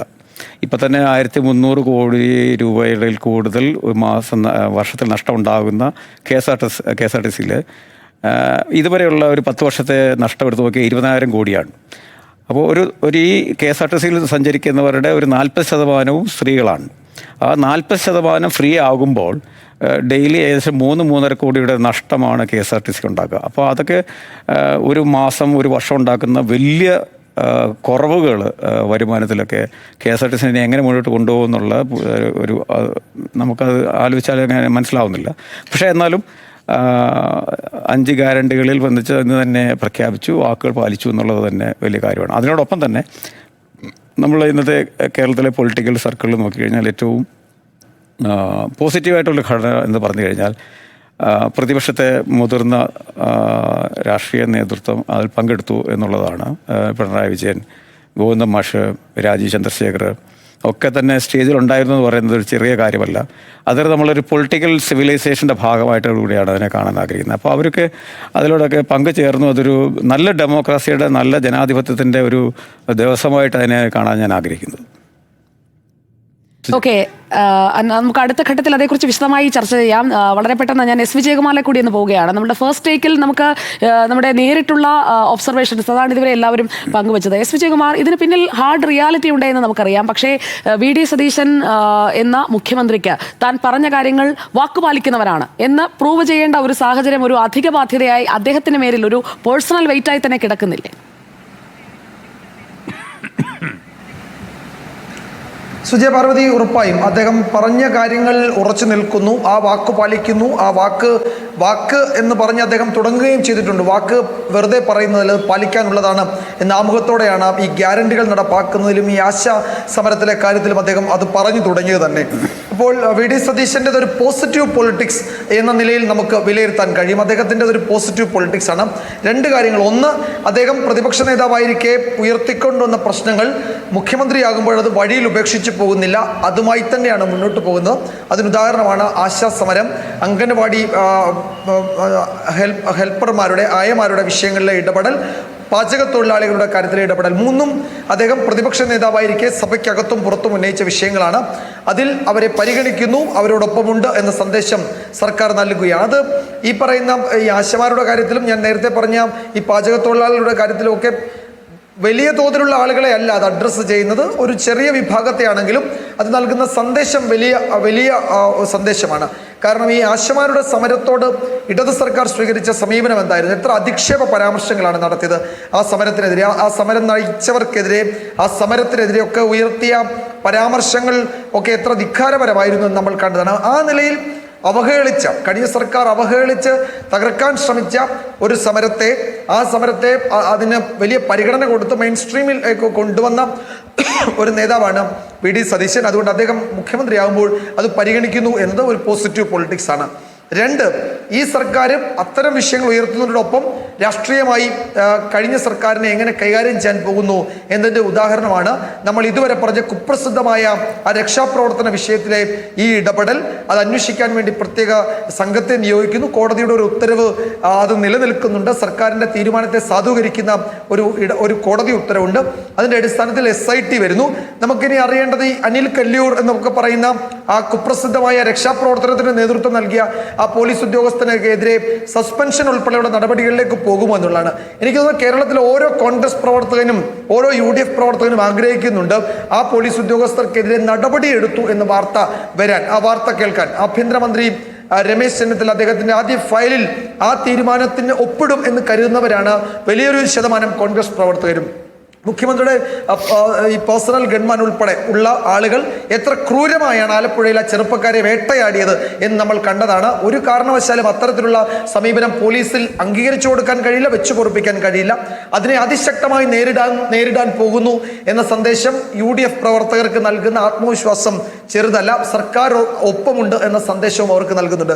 എന്നെ നിരാശപ്പെടുത്തിയ രണ്ട് കാര്യങ്ങൾ. ഒന്ന്, വ്യക്തിപരമായി ഞാൻ കരുതിയത് ശബരിമല സ്വർണ്ണക്കൊള്ളയുമായി ബന്ധപ്പെട്ട വിഷയത്തിൽ സർക്കാർ എന്തെങ്കിലും ഒരു തീരുമാനം ഇന്നത്തെ ക്യാബിനറ്റ് യോഗത്തിൽ എടുക്കുമെന്നാണ്. കാരണം തദ്ദേശ തെരഞ്ഞെടുപ്പിൽ വലിയ വിജയത്തിന് കാരണമായത് പോറ്റിയെ കേറ്റിയെ എന്ന പാട്ടും അതിനനുബന്ധമായ ആ വിഷയങ്ങൾ തന്നെയാണ്. ഇന്നും നമ്മളത് കേട്ടു. ആ പാട്ട് ഈ പറയുന്ന സത്യപ്രതിജ്ഞാ വേദിയിൽ അടക്കം അത് നമ്മൾ കേട്ടു. ഒന്നത്. രണ്ട്, കിഫ്ബിയുടെ കാര്യത്തിൽ എന്താണ് ഈ സർക്കാരിന്റെ നീക്കം? കിഫ്ബി ഉണ്ടോ അതോ കിഫ്ബി ഇല്ലേ? കിഫ്ബി ഒരു നല്ല മോഡലാണ് എന്നൊരു ഘട്ടത്തിലും VD സതീശൻ പറഞ്ഞിട്ടില്ല. അപ്പോൾ കിഫ്ബിയുടെ കാര്യത്തിൽ എന്ത് ചെയ്യാൻ പോകുന്നു? പെട്ടെന്ന് തീരുമാനമെടുക്കാൻ പറ്റുന്ന വിഷയമല്ല അത് എന്ന് നമുക്ക് എല്ലാവർക്കും അറിയാം. പക്ഷേ അക്കാര്യത്തിൽ എന്തെങ്കിലും സൂചന നൽകുമെന്ന് ഞാൻ കരുതി. ശബരിമല സ്വർണ്ണക്കൊള്ളയുടെ കാര്യത്തിലും കിഫ്ബി ഉൾപ്പെടെയുള്ള വിഷയങ്ങളിലും എന്തായിരിക്കും ഈ സർക്കാരിന്റെ നീക്കം എന്നതാണ് ഞാൻ കൗതുകത്തോടെ നോക്കുന്നത്. ഇന്ന് ഞാനത് പ്രതീക്ഷിച്ചു, എന്തെങ്കിലും ഒരു സൂചന. പക്ഷേ അത് ഉണ്ടായില്ല എന്നത് അതിന് കാരണം കാണും ഉണ്ടാകാതിരിക്കുന്നതിന്. പക്ഷേ എങ്കിലും ഞാനത് പ്രതീക്ഷിച്ചു. സുജയ പാർവതി. ഓക്കെ, പ്രതീക്ഷയ്ക്കൊത്തുയരുന്നുണ്ടോ എന്നതിന്റെ സൂചന ആദ്യ ദിനത്തിൽ വന്നോ എന്ന് ചോദിച്ചാൽ പ്രതീക്ഷയുണ്ട് എന്നതാണ് എൻ്റെ അഭിപ്രായം. കാരണം പ്രതീക്ഷിക്കാൻ വകയുള്ള കാര്യങ്ങൾ എന്ന് പറയുന്നത് വാഗ്ദാനങ്ങളിൽ അതിൽ എത്ര എണ്ണം പ്രഖ്യാപിക്കും, എക്സ്പെക്ടേഷൻ എന്ന് പറയുന്നത് അതിൻ്റെ ഒരു ബാർ എത്രത്തോളം ഉയരത്തിലാണ് എന്നതിനനുസരിച്ചായിരിക്കും പെർഫോമൻസ് വരിക. ആ പെർഫോമൻസിലേക്ക് VD സതീശൻ പോകുന്നു എന്നുള്ളതിൻ്റെ സൂചനയാണ് ആദ്യ ദിനത്തിൽ തന്നെ നമ്മൾ കാണുന്നത്. ഇന്നത്തെ സത്യപ്രതിജ്ഞാ ചടങ്ങിൽ അവിടെ എത്തിയ VVIPകളെ കുറിച്ച് ഒക്കെ എല്ലാവരും പറഞ്ഞു.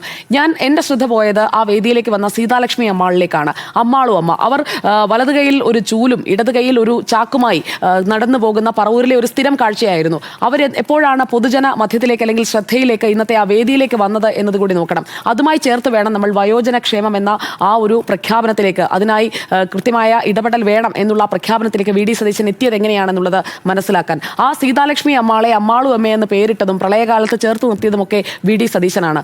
ആ അമ്മാളും അമ്മയ്ക്ക് ആ വേദിയിൽ ഇടമുണ്ടെങ്കിൽ നാട്ടിലുള്ള സ്ത്രീകൾക്ക്, പ്രത്യേകിച്ചും പ്രായമായ സ്ത്രീകൾക്ക് ഒരു ഇടമുണ്ടാകും എന്നുള്ളൊരു ഹോപ്പാണ് ഇന്നത്തെ പ്രഖ്യാപനത്തിലൂടെ VD സതീശൻ കൊടുത്തിരിക്കുന്നത്. ഇതുപോലെ തന്നെയുള്ള പ്രതീക്ഷകളാണ് തെരഞ്ഞെടുപ്പ് പ്രചാരണ കാലത്തായാലും പ്രതിപക്ഷ നേതാവായിരുന്ന കാലത്തായാലും അത് ആശാപ്രവർത്തകർക്കായാലും മറ്റ് സമരമിരുന്ന ഉദ്യോഗാർത്ഥികൾക്കായാലും എല്ലാവർക്കും VD സതീശൻ കൊടുത്തത്. അപ്പോൾ ആശ കൊടുത്തവരെ കൈവിടരുത് എന്നുള്ളത് അദ്ദേഹത്തിന് മുന്നിലുള്ള പ്രധാനപ്പെട്ട വെല്ലുവിളിയാണ്. അതോടൊപ്പം തന്നെ അത് ബാധ്യതയുമാണ്. ബാധ്യത എന്ന് ഞാൻ പറഞ്ഞത് അദ്ദേഹത്തിന് അത് ചെയ്യാനുള്ള താല്പര്യമില്ലായ്മ എന്ന രീതിയിലല്ല. ബാധ്യത എന്ന് പറയുന്നത് സാമ്പത്തിക ബാധ്യതയാണ്. നമ്മുടെ ഖജനാവിന്റെ വലുപ്പം അനുസരിച്ച് മാത്രമാണ് നമുക്ക് ചെലവ് ചെയ്യാൻ സാധിക്കുക. അതല്ലാതെ കിഫ്ബി അടക്കമുള്ള മറ്റ് മാധ്യമങ്ങൾ ഉപയോഗിച്ചുകൊണ്ട് പശ്ചാത്തല സൗകര്യ വികസനത്തിലടക്കം കേരളം ഇതിനകം കഴിഞ്ഞ 10 വർഷക്കാലവും ഏറെ മുന്നേറിയിട്ടുണ്ട്. ഇനിയും മുന്നേറാനുള്ള സാധ്യതയുണ്ട്. കേന്ദ്ര പദ്ധതികളുണ്ട്. അതാണ് നേരത്തെ കേന്ദ്ര സഹമന്ത്രി ജോർജ് കുര്യൻ സൂചിപ്പിച്ചത്. കേന്ദ്ര പദ്ധതികളിൽ നിന്ന് വിട്ടുനിൽക്കുന്ന ഒരു അനാവശ്യ താമസം ഉണ്ടാക്കുന്ന ആ നടപടി ഈ സർക്കാരിൽ നിന്നുണ്ടാകില്ലല്ലോ, അങ്ങനെ പ്രതീക്ഷിക്കുന്നുവെന്ന്. യഥാർത്ഥത്തിൽ കേന്ദ്രത്തിൽ നിന്ന് ഇപ്പോൾ തെലങ്കാന മോഡൽ നമുക്ക് നോക്കാം. ഈ സൗജന്യ യാത്രയടക്കമുള്ള പല കാര്യങ്ങളും ഇപ്പോൾ ബംഗാളിലും സൗജന്യ യാത്ര അവർ പ്രഖ്യാപിക്കുകയും ജൂൺ 1 മുതൽ അത് നടപ്പാവുകയുമാണ്. സ്ത്രീകൾക്കുള്ള സൗജന്യ യാത്ര അതടക്കമുള്ള കാര്യങ്ങൾ വരണം. അതോടൊപ്പം തന്നെ വിദ്യാർത്ഥികൾക്കായി അവർക്ക് എന്തുകൊണ്ട് അവർക്കായുള്ള പ്രഖ്യാപനങ്ങൾ വരുന്നില്ല എന്ന ചോദ്യം അവരിൽ നിന്ന് ഉയരുന്നുണ്ട്. അപ്പോൾ നമ്മൾ ചേർത്ത് പിടിക്കേണ്ട പുതുതലമുറയെയും അതുപോലെ തന്നെ പ്രായമായവരെയും ഒരേപോലെ കൊണ്ടുപോകാൻ VD സതീശൻ സർക്കാരിന് കഴിയുമോ എന്നതാണ് ചോദ്യം. നമ്മൾ എപ്പോഴും സാമുദായിക സന്തുലനത്തെക്കുറിച്ചും അങ്ങനെയുള്ള വിഷയങ്ങളിലേക്കും ചർച്ച ചെയ്യുമ്പോൾ ജനങ്ങളിലേക്ക് ഇറങ്ങി ചെന്നുകൊണ്ട് എങ്ങനെയാണ് ജനങ്ങളുടെ മുഖ്യമന്ത്രിയായി മാറേണ്ടത്, അത് VD സതീശന് മുന്നിലുള്ള ഒരു മാതൃക അത് ഉമ്മൻചാണ്ടിയാണ്. അതുപോലെ തന്നെ VS അച്യുതാനന്ദനാണ്. ജനങ്ങൾ സ്വീകരിച്ച ഒരു മുഖ്യമന്ത്രിയായി ഇവരെ പോലെ മാറാൻ VD സതീശന് കഴിയുകയാണെങ്കിൽ ഇതൊരു ഗംഭീര സർക്കാരായിരിക്കും എന്നുള്ളതാണ് എൻ്റെ അഭിപ്രായം. അതിലേക്ക് ഈ ഒരു പ്രധാനപ്പെട്ട കാര്യം, ഈ വയോജനക്ഷേമം എന്ന് പറയുന്നത് പലപ്പോഴും പലരും വിട്ടുകളയുന്നതാണ്. ഗുരുവായൂർ അടക്കമുള്ള ഇടങ്ങളിൽ നട തള്ളുന്ന അമ്മമാരെ കുറിച്ചുള്ള വാർത്തകൾ നമ്മൾ എത്രയോ തവണ റിപ്പോർട്ട് ചെയ്തിട്ടുള്ളതാണ്. അപ്പോൾ അങ്ങനെയുള്ള സാഹചര്യങ്ങൾ ആവർത്തിക്കാതിരിക്കാൻ, വീട്ടിൽ ഒറ്റപ്പെട്ടു പോകുന്ന വാർദ്ധക്യത്തെ ചേർത്ത് പിടിക്കാൻ, ഇന്നിപ്പോൾ പുതിയ തലമുറയെക്കുറിച്ച് നമ്മൾ സംസാരിക്കുമ്പോൾ പഴയ ഒരു തലമുറ വീടുകളിൽ ഇരിക്കുന്നുണ്ട്, അവർക്കും വോട്ടുണ്ട്.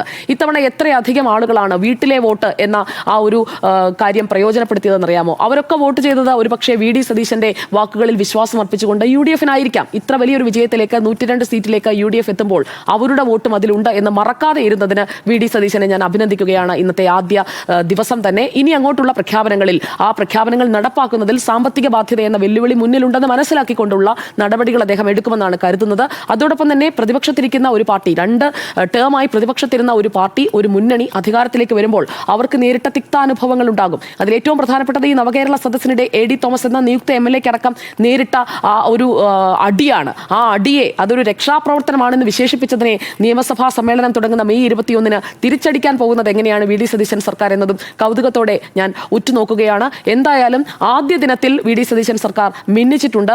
ആ ഒരു മിന്നൽ പിണറായി ഇനി അങ്ങോട്ട് എല്ലാ ദിവസങ്ങളിലും ഉണ്ടാകണമെന്നുണ്ടെങ്കിൽ കാര്യമായി വിയർക്കേണ്ടി വരും, അധ്വാനിക്കേണ്ടി വരും. പിന്നെ കൂടെയുള്ള ടീം, ആ ടീമിനെ ഒരേപോലെ എനർജൈസ് ചെയ്ത് മുന്നോട്ട് കൊണ്ടുപോകാൻ അവരെയും തീരുമാനങ്ങൾ എടുത്ത് ജനങ്ങൾക്കിടയിലേക്ക് ഇറങ്ങിച്ചെന്ന് ജനങ്ങൾക്കിടയിൽ സ്വീകാര്യരാക്കി മാറ്റാൻ അതിനും മുഖ്യമന്ത്രി എന്ന നിലയിൽ അദ്ദേഹത്തിന് അത്യധ്വാനം ചെയ്യേണ്ടി വരും. കാരണം പല വകുപ്പുകളും പഴികേട്ടുകൊണ്ടിരിക്കുന്ന വകുപ്പുകളാണ് മുൻ സർക്കാരുകളുടെ കാലത്ത്. 2 ടേമായി പിണറായി വിജയൻ സർക്കാരാണ്. അന്ന് നിങ്ങൾ വിമർശിച്ച വകുപ്പുകളിൽ ഇത്തവണ ആ കുഴപ്പങ്ങൾ ആവർത്തിക്കാതിരിക്കാൻ, പ്രത്യേകിച്ചും ആരോഗ്യ വകുപ്പിലടക്കം K. മുരളീധരന് മുന്നിലുള്ള ടാസ്ക് ചെറുതല്ല. അതുകൊണ്ട് ദേവസ്വം വകുപ്പിൽ, ആരോഗ്യ വകുപ്പിൽ, അതുപോലെ തന്നെ എക്സൈസ് വകുപ്പിൽ വിമർശനങ്ങൾ നിങ്ങൾ ഉന്നയിച്ച, ബ്രൂവറി പോലെയുള്ള വിഷയങ്ങളിൽ നിങ്ങൾ ഉന്നയിച്ച വിഷയങ്ങൾ, ആഭ്യന്തരമന്ത്രിയായി ഇപ്പോൾ വന്നിരിക്കുന്ന രമേശ് ചെന്നിത്തല ഉന്നയിച്ചിരിക്കുന്ന വിഷയങ്ങളുണ്ട്. ആ വിഷയങ്ങളിൽ നിങ്ങൾ എടുക്കുന്ന നിലപാട് എന്താണ്, നടപടി എന്താണ്, നിങ്ങൾ അന്ന് വിമർശിച്ചതിൽ കഴമ്പുണ്ടോ എന്നത് ചോദിക്കാൻ അപ്പുറത്ത് പിണറായി വിജയനും സംഘവും കാത്തിരിക്കുന്നുണ്ട്. രാജീവ് ചന്ദ്രശേഖരന്റെ നേതൃത്വത്തിൽ ഇത്തവണ 3 BJP MLA-മാരും സഭയിലുണ്ട് എന്നത് ചെറിയ വെല്ലുവിളിയല്ല. ആ വെല്ലുവിളികളെ അതിജീവിക്കാൻ, വിജയത്തിലേക്ക് എത്താൻ VD സതീശൻ സർക്കാരിന്, ടീമിന് സാധിക്കട്ടെ എന്നുള്ളതാണ് ഈ ആദ്യ ദിവസം എനിക്ക് പറയാനുള്ളത്. ബാക്കി നമുക്ക് ചർച്ചയുടെ ഭാഗമായി പറയാം. ചർച്ചയുടെ അടുത്ത ഘട്ടത്തിലേക്ക്, ഓപ്പൺ ഡിസ്കഷനിലേക്ക് നമ്മൾ എത്തും ബിഗ് എഡിറ്റോറിയലിൽ ഇടവേളയ്ക്ക് ശേഷം. പ്രേക്ഷക ഹൃദയങ്ങളിൽ ബിഗ് TV എന്നും ഒന്നാമത്. സത്യപ്രതിജ്ഞ നാട് കണ്ടത് ബിഗ് TVയിൽ.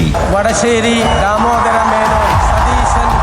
രാവിലെ 6 മണി മുതൽ സോഷ്യൽ മീഡിയയിൽ ബിഗ് TVയുടെ തേരോട്ടം. ഓരോരോ മണ്ഡലങ്ങളുടെ പേര് പറഞ്ഞു. UDF സർക്കാരിന്റെ സ്ഥാനാരോഹണം യൂട്യൂബിൽ കണ്ടത് ലക്ഷങ്ങൾ. രമേശ് ചെന്നിത്തല എന്ന ഞാൻ.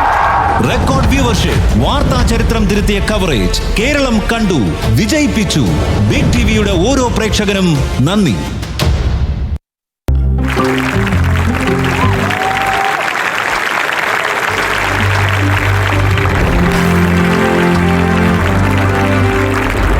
ഹലോ മാഡം, ഇവിടെ എന്താ പ്രത്യേകത? മാഡം, ഓക്സിജനിൽ ഇപ്പോൾ 26ാം വാർഷികത്തിന്റെ ഭാഗമായിട്ട് നറുക്കെടുപ്പിലൂടെ 5 കോടിയോളം രൂപയുടെ സമ്മാനങ്ങളാണ് നൽകുന്നത്. Oxygen, the digital expert. BCom പാസ്സായി കഴിഞ്ഞവർക്ക് ACCAക്ക് 5 papers exemption. Learn ACCA Chartered Certified Accountancy course only from Indian Institute of Commerce, Lakshya. പവർജെയിൻ സോളാർ പ്രൈവറ്റ് ലിമിറ്റഡ്, കേരളത്തിലെ നമ്പർ 1 സോളാർ കമ്പനി.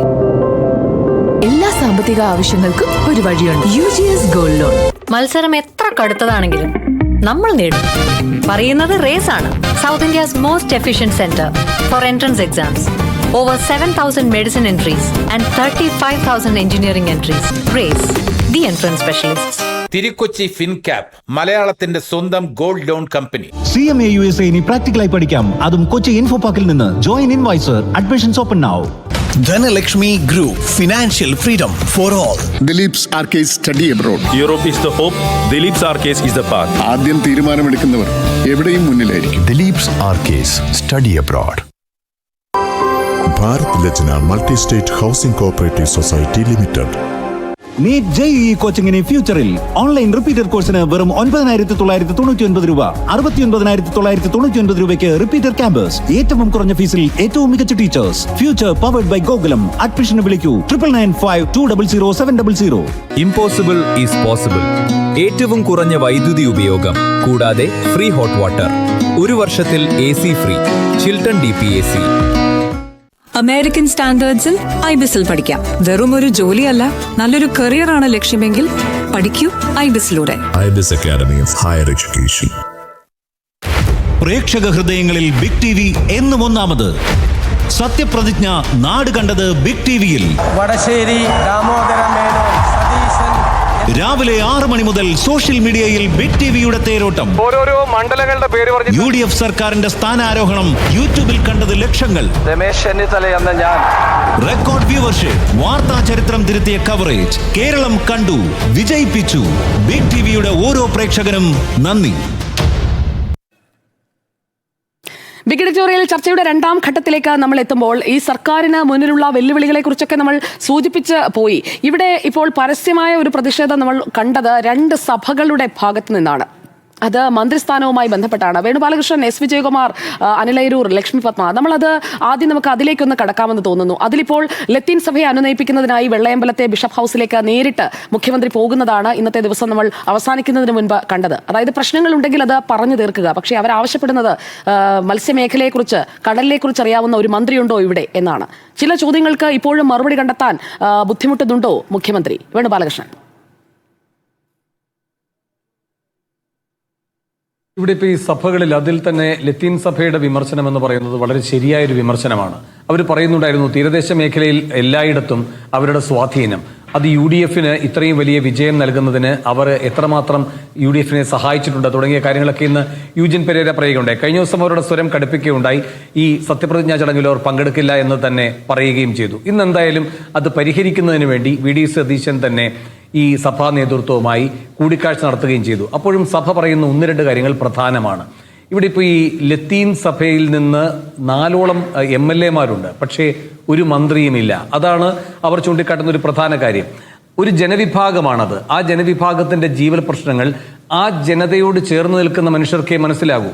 അതാണ് പ്രത്യേകമായും യൂജിൻ പെരേര ചൂണ്ടിക്കാട്ടിയത്. അതുകൊണ്ടാണ് അവർ ആ വിഭാഗത്തിൽ നിന്നൊരു മന്ത്രി വരണമെന്ന് പറയുന്നത്.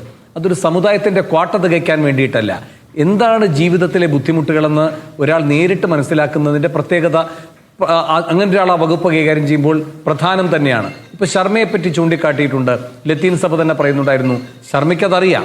അതുകൊണ്ടാണ് ഇവിടെ ഇപ്പോൾ ഷിബു ബേബി ജോൺ എന്ന് പറയുന്ന ഒരാൾ, അദ്ദേഹത്തിന് ഇത്തരം കാര്യങ്ങൾ ഇനിയിപ്പോൾ ഒരു വകുപ്പ് എന്ന നിലയിൽ വരികയാണെങ്കിൽ പോലും സഭയ്ക്ക് അതങ്ങനെ ഒരു പ്രീതി ഉണ്ടാകുന്ന കാര്യമല്ല. ഒന്നാമതായി ഈ പറയുന്ന സാഹചര്യങ്ങളെ എത്രമാത്രം ഷിബു മനസ്സിലാക്കുന്നുണ്ട് എന്നതിൽ സംശയമുണ്ട് സഭയ്ക്ക്. പിന്നെ സഭയെ സംബന്ധിച്ച് സഭയുടെ ഒരു കുഞ്ഞാടല്ല താനും ഷിബു. അപ്പോൾ അതുകൊണ്ട് അവരെ വൈകാരികമായും ഒക്കെ ബാധിക്കുന്ന ഒരു വിഷയമാണ് കാര്യം. പിന്നെ അവർ പറയുന്ന ഒരു പ്രധാനപ്പെട്ട കാര്യമുണ്ട്. അതെ, ശരിയാണ്. പിന്നെ ഒരു പ്രധാനപ്പെട്ട കാര്യം അവർ പറയുന്നുണ്ട്. ഇന്ന് യൂജിൻ പെരേര പറഞ്ഞൊരു കാര്യം കഴിഞ്ഞ കുറെ നാളുകളായി അവർ പറയുന്ന കാര്യമാണ്. ശംഖുമുഖത്ത് കടപ്പുറമില്ല. അത് വളരെ പ്രധാനപ്പെട്ട ഒരു കാര്യമാണല്ലോ. എത്രയോ തിരുവനന്തപുരത്തുള്ള എല്ലാവർക്കും അറിയുന്നതല്ലേ. അവർ സായാഹ്നങ്ങളിൽ ചെലവഴിക്കാൻ പോകുന്ന ഒരു സ്ഥലമാണ് അവിടം. അവിടെ ഇപ്പം ഇല്ല അങ്ങനെ ഒരു ഭാഗം. അത് മുഴുവൻ കടലെടുത്തിരിക്കുകയാണ്. അത് ഈ വിഴിഞ്ഞത്തിന്റെ ഭാഗമായിട്ടുണ്ടായിരിക്കുന്നതാണ്. അത് മുൻകൂട്ടി തന്നെ സഭ നേരത്തെ തന്നെ അവർ തന്നെ പഠനം നടത്തി സർക്കാരിനോട് ചൂണ്ടിക്കാട്ടിയിട്ടുള്ളതാണ്. ഈ വിഴിഞ്ഞ പദ്ധതിയൊക്കെ വരുമ്പോൾ ഇങ്ങനൊരു ആപത്തുണ്ട് എന്ന്. അതുപോലെ തന്നെ സഭാ നേതൃത്വം പറയുന്ന ഒരു കാര്യമുണ്ടല്ലോ, ഏറ്റവും കരുത്തരായ മത്സ്യത്തൊഴിലാളികളുണ്ടല്ലോ, അവർക്ക് പോലും മത്സ്യബന്ധനം നടത്താൻ കഴിയുന്നില്ല. കാരണം അത്ര വലിയ ചുഴിയും ഒക്കെയാണ് അവിടെ സംഭവിക്കുന്നത്. കടലിന്റെ ഒഴുക്കിന്റെ ഗതി മാറുന്നു, അതിന്റെ ശക്തി മാറുന്നു, അങ്ങനെ ജീവാപായി ആകുന്നു ഇപ്പോൾ അവരെ സംബന്ധിച്ച് പറയുന്നത്. അപ്പൊ ഇതൊക്കെ ചൂണ്ടിക്കാട്ടുകയാണ്. അതെ, അതൊക്കെ ശരിയാണ്. പക്ഷേ ഇപ്പോൾ നമ്മുടെ ജോർജ് കുര്യനൊക്കെ വന്ന് അവിടെ ജോർജ് കുര്യൻ അവിടെ വന്ന് ആദ്യം സന്ദർശനം നടത്തുകയും വലിയ പ്രഖ്യാപനങ്ങൾ നടത്തി പോവുകയും ചെയ്തു. അതും ഈ പറയുന്ന ജനതയൊക്കെ അപ്പോൾ ഓരോ ദിവസവും ജീവൻ ബലി കൊടുക്കേണ്ടി വരുന്ന ഒരു ജനതയാണവർ. അതാണ് ഏറ്റവും പ്രധാനം. സുജയ പാർവതി, അവിടെ നിന്നാണ് അവർക്ക് രക്ഷ വേണ്ടത്. അവർ സ്വന്തം ജീവൻ രക്ഷിക്കണമെന്ന് കേരളത്തിൽ ഏതെങ്കിലും ഒരു വിഭാഗം പറയുന്നെങ്കിൽ അതിനെ ഒരു സമുദായത്തിന്റെ ഭാഗമായി കാണരുത്. അത് ഒരു ജീവിതത്തിലെ ഏറ്റവും ആപൽക്കരമായ ഒരു ഘട്ടത്തിൽ നിൽക്കുന്ന, നമുക്കൊപ്പം നിൽക്കുന്ന മനുഷ്യർ, വയോജനങ്ങളെ മാത്രമല്ലല്ലോ സംരക്ഷിക്കേണ്ടത്.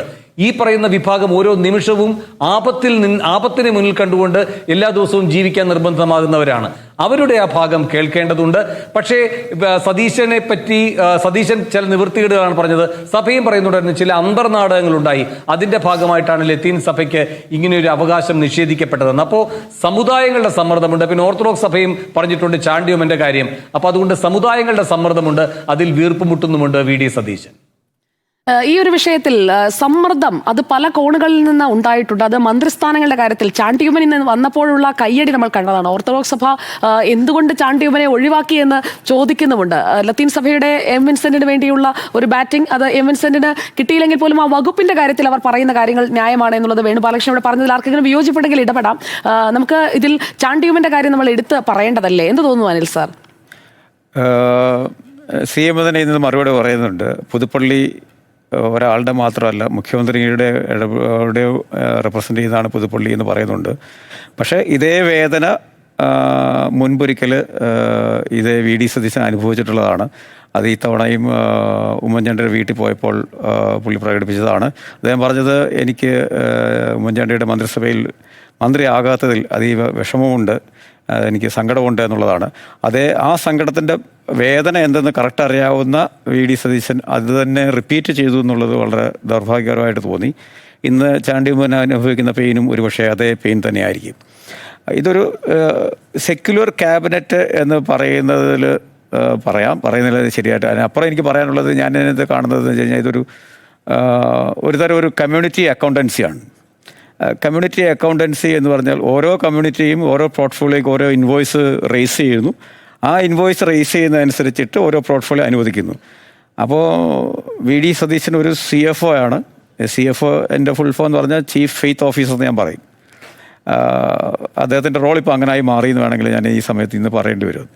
അപ്പോൾ സമുദായങ്ങൾക്ക് എല്ലാവർക്കും അടിമപ്പെടുന്ന ഒരു മുഖ്യമന്ത്രിയായിട്ട് മാറി. ഇനിയും വരുന്ന ദിവസങ്ങളിൽ പിടിവലികൾ മുറുകുമ്പോൾ അദ്ദേഹത്തിന്റെ സ്വന്തം സമുദായത്തിന് അടിപ്പെട്ടിട്ടില്ല. അദ്ദേഹം നായർ സർവീസ് സൊസൈറ്റിയുടെ ഭാഗമാണ്. ഇന്ന് വടശ്ശേരി ദാമോദര മേനോൻ സതീശൻ എന്ന് പറഞ്ഞുകൊണ്ട് തന്നെയാണ് സത്യപ്രതിജ്ഞ ചെയ്തത്. പക്ഷേ 5 വർഷം പ്രതിപക്ഷ നേതാവായപ്പം VD സതീശനായിരുന്നു. ഇന്നത് ഫുൾ ഫോമിൽ വന്നു.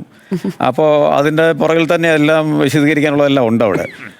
അതേപോലെ 24% മുസ്ലിം വിഭാഗങ്ങൾക്ക് 28% മന്ത്രി സഭയിൽ റെപ്രസെൻറ്റേഷൻ വരിക എന്നൊക്കെ പറയുന്നത് അതൊക്കെ വളരെ നമ്മൾ എന്താ പറയുക, വരും ദിവസങ്ങൾ അതാ പറഞ്ഞത്. ഇതിൻ്റെ സർ, ഞാനൊന്നത് സ്പെസിഫിക് ആക്കാൻ വേണ്ടി ഒരു കാര്യം ഒന്ന് ഇടപെട്ട് ചോദിച്ചോട്ടെ. അതായത് over representation and miss representation ഇത് രണ്ടും ഒരു ഫാക്ടറായി. കാരണം വളരെ എഡ്യൂക്കേറ്റഡ് ആണ് മലയാളി, അതുകൊണ്ട് തന്നെ എല്ലാ കാര്യങ്ങളും അവർ കാണുന്നുണ്ട്. ഇപ്പോൾ കിട്ടിയ ഒരു മാൻഡേറ്റ് എന്ന് പറയുന്നത് അതൊരു പോപ്പുലർ സർക്കാർ ഉണ്ടാകുന്നതിന് വേണ്ടിയുള്ളൊരു മാൻഡേറ്റ് ആണ്. അപ്പോൾ പോപ്പുലർ ആകാതെ മാറാനുള്ള ഒരു ഘടകമായി ഈ ഒരു അസന്തുലിതാവസ്ഥ വഴിവെക്കാൻ സാധ്യതയുണ്ടോ?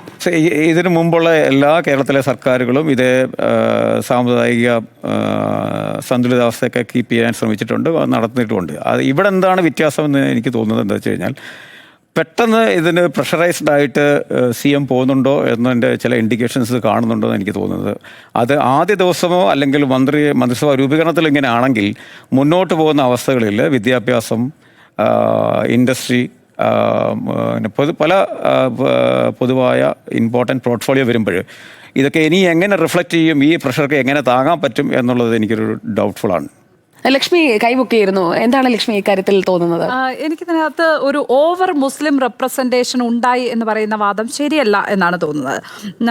മുസ്ലിം വോട്ടർമാരുടെ ഒരു 30.2% അവരുടെ ആ അനുപാതം, മന്ത്രിസഭയിലെ അനുപാതം നോക്കിയാൽ അവർക്ക് മുസ്ലിം പോപ്പുലേഷൻ ആയിരിക്കും ലക്ഷ്മി. അതെ, 24 ആണുള്ളത് പോപ്പുലേഷൻ കേരളത്തിലുള്ള 24%. എങ്കിലും അവർക്ക് കിട്ടേണ്ടത് അവിടെ അവർക്ക് കിട്ടേണ്ടത് കിട്ടിയിട്ടുണ്ട്. അവരുടേത് 7 സ്ഥാനങ്ങളുണ്ട്. മുസ്ലിം നമ്മുടെ ഈ മത ജാതി അടിസ്ഥാനത്തെ പറയുന്നത് ഈ സമവാക്യങ്ങൾ ഒപ്പിച്ചാണല്ലോ മന്ത്രിസഭ രൂപീകരിക്കപ്പെട്ടത്, അതുകൊണ്ട് പറയേണ്ടി വരുന്നതാണ്. പക്ഷേ ഡെപ്യൂട്ടി സ്പീക്കർ ഷാനിമോൾ ഉസ്മാൻ അടക്കം 7 പേരുടെ ഒരു സാന്നിധ്യമുണ്ട്. അവർക്ക് കുറവൊന്നും തന്നെ സംഭവിച്ചിട്ടില്ല. അർഹമായ പ്രാതിനിധ്യം തന്നെയാണ് അവിടെ കിട്ടിയിരിക്കുന്നത് എന്നുള്ളതാണ് ഞാൻ മനസ്സിലാക്കുന്നത്. പക്ഷേ നമ്മൾ മനസ്സിലാക്കേണ്ടത് വേറെ ചിലർക്ക് കുറച്ച് കൂടുതൽ കിട്ടിയിട്ടുണ്ട്. അത് മറ്റാരുമല്ല, നായർ, സവർണ, ക്രൈസ്തവർ എന്നിവർക്കാണ് കിട്ടിയിരിക്കുന്നത്. അത് അവർക്ക് ജനസംഖ്യാനുപാതികമായി കിട്ടേണ്ടത് അത് 2ഉം 3ഉം ഒക്കെ കിട്ടേണ്ടിടത്ത് മുഖ്യമന്ത്രി അടക്കം നമുക്കറിയാം ആ വിഭാഗത്തിൽ, നായർ വിഭാഗത്തിൽ നിന്ന് 5 പേർ വരികയാണ്. അതായത് കൂടുതൽ ഒരു 3 പേരുടെ കൂടുതൽ ഉണ്ടാകുന്നു. സവർണ ക്രിസ്ത്യൻസ് അവർ 11.9%. അവർക്ക് 2 പേരുടെ റെപ്രസെൻറ്റേഷൻ മതി. പക്ഷേ ചീഫ് വിപ്പ് അടക്കം 6 സ്ഥാനങ്ങളാണുള്ളത്. കൂടുതലായിട്ട് 4 സ്ഥാനങ്ങൾ കിട്ടുകയാണ്. പക്ഷേ അപ്പോഴാണ് നമ്മൾ ഈഴവരടക്കമുള്ള ഹിന്ദു വിഭാഗത്തിലെ പിന്നോക്ക വിഭാഗങ്ങളെ പരിഗണിച്ചാൽ അവരുടെ ജനസംഖ്യ 30.2%. അവർക്ക് കിട്ടേണ്ട സ്ഥാനങ്ങൾ 6, പക്ഷെ അവർക്ക് കിട്ടിയിരിക്കുന്നത് 3 മന്ത്രിസ്ഥാനം മാത്രമാണ് എന്നതാണ് വസ്തുത.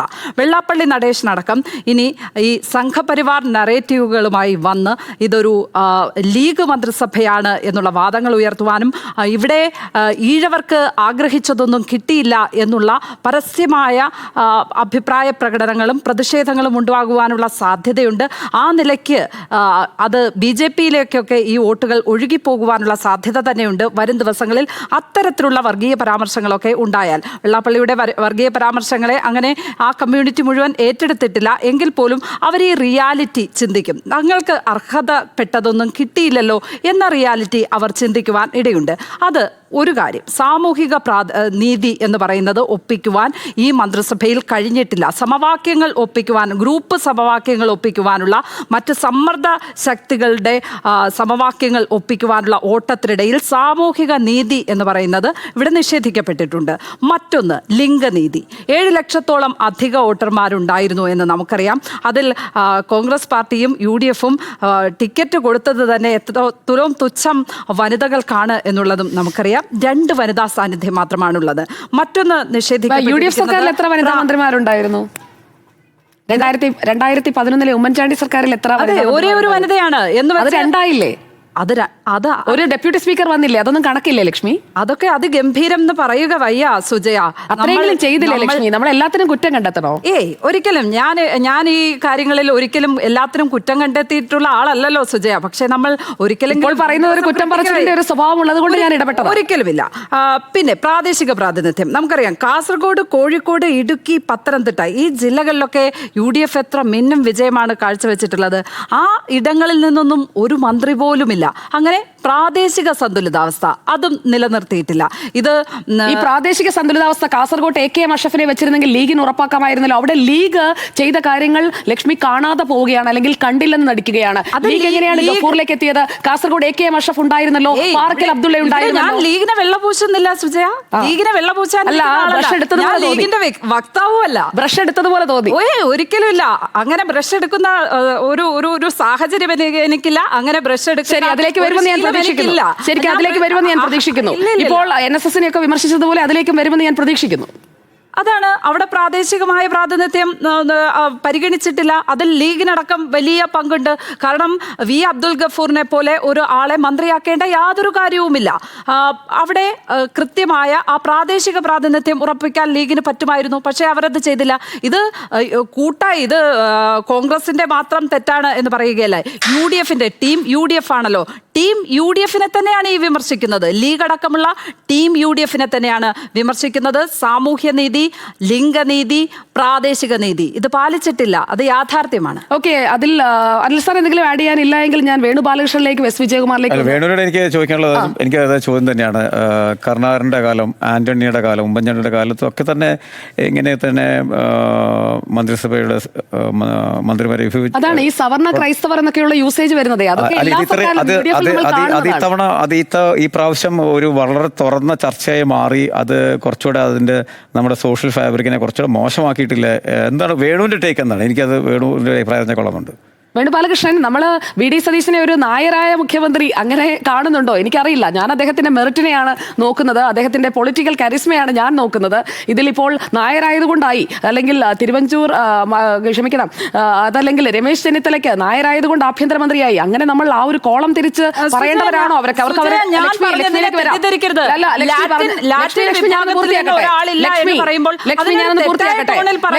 പൂർത്തിയാക്കട്ടെ. ലക്ഷ്മി പറഞ്ഞതിൽ നിന്ന് വായിച്ചെടുക്കാൻ കഴിയുന്ന കാര്യമാണ്. വ്യാഖ്യാനത്തിൽ എല്ലാവർക്കും അവകാശമുണ്ട്. ലക്ഷ്മി, വേണുബാലകൃഷ്ണനോടാണ് ചോദ്യം.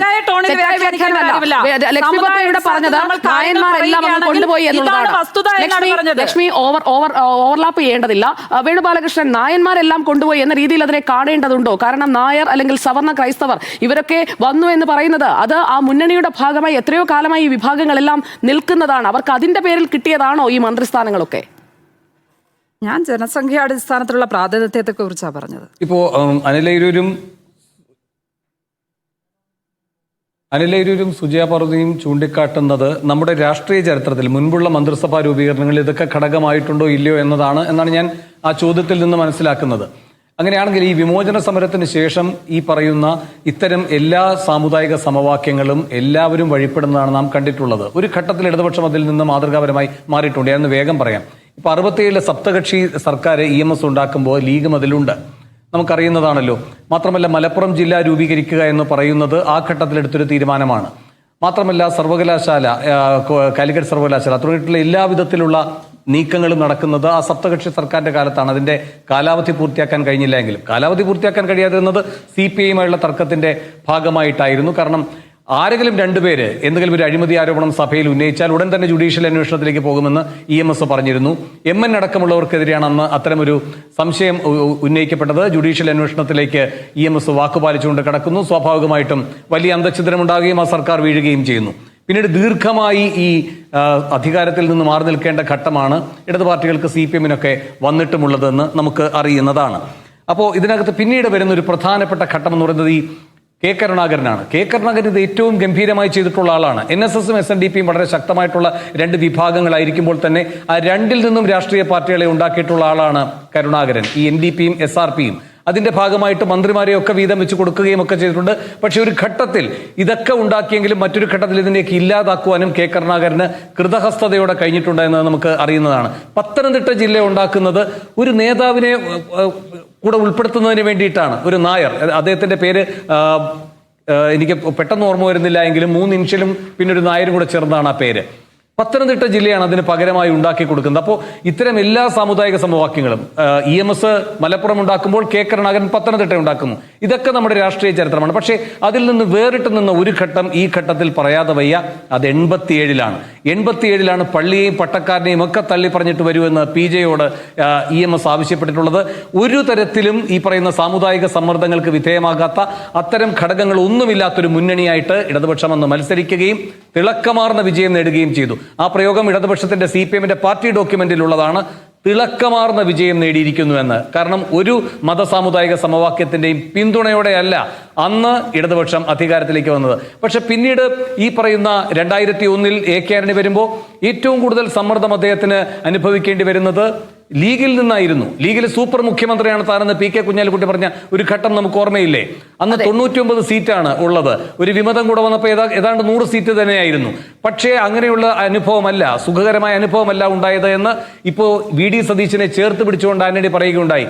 എനിക്ക് ഒരുപാട് കല്ലെറിയൽ ഏൽക്കേണ്ടി വന്നിട്ടുണ്ട്, അങ്ങനെ താങ്കൾക്ക് വരാതിരിക്കട്ടെ എന്ന്. മാത്രമല്ല ന്യൂനപക്ഷ വിരുദ്ധ പ്രസ്താവന എന്ന പേരിൽ കുപ്രസിദ്ധി ആർജിച്ച AK ആന്റണിയുടെ പരാമർശമൊക്കെ വന്നത് എന്തിനാണ്? ഇത്തരം ഘടകങ്ങളുടെ സമ്മർദ്ദമായിരുന്നു. മാറാട് ഉൾപ്പെടെയുള്ള സംഭവങ്ങൾ.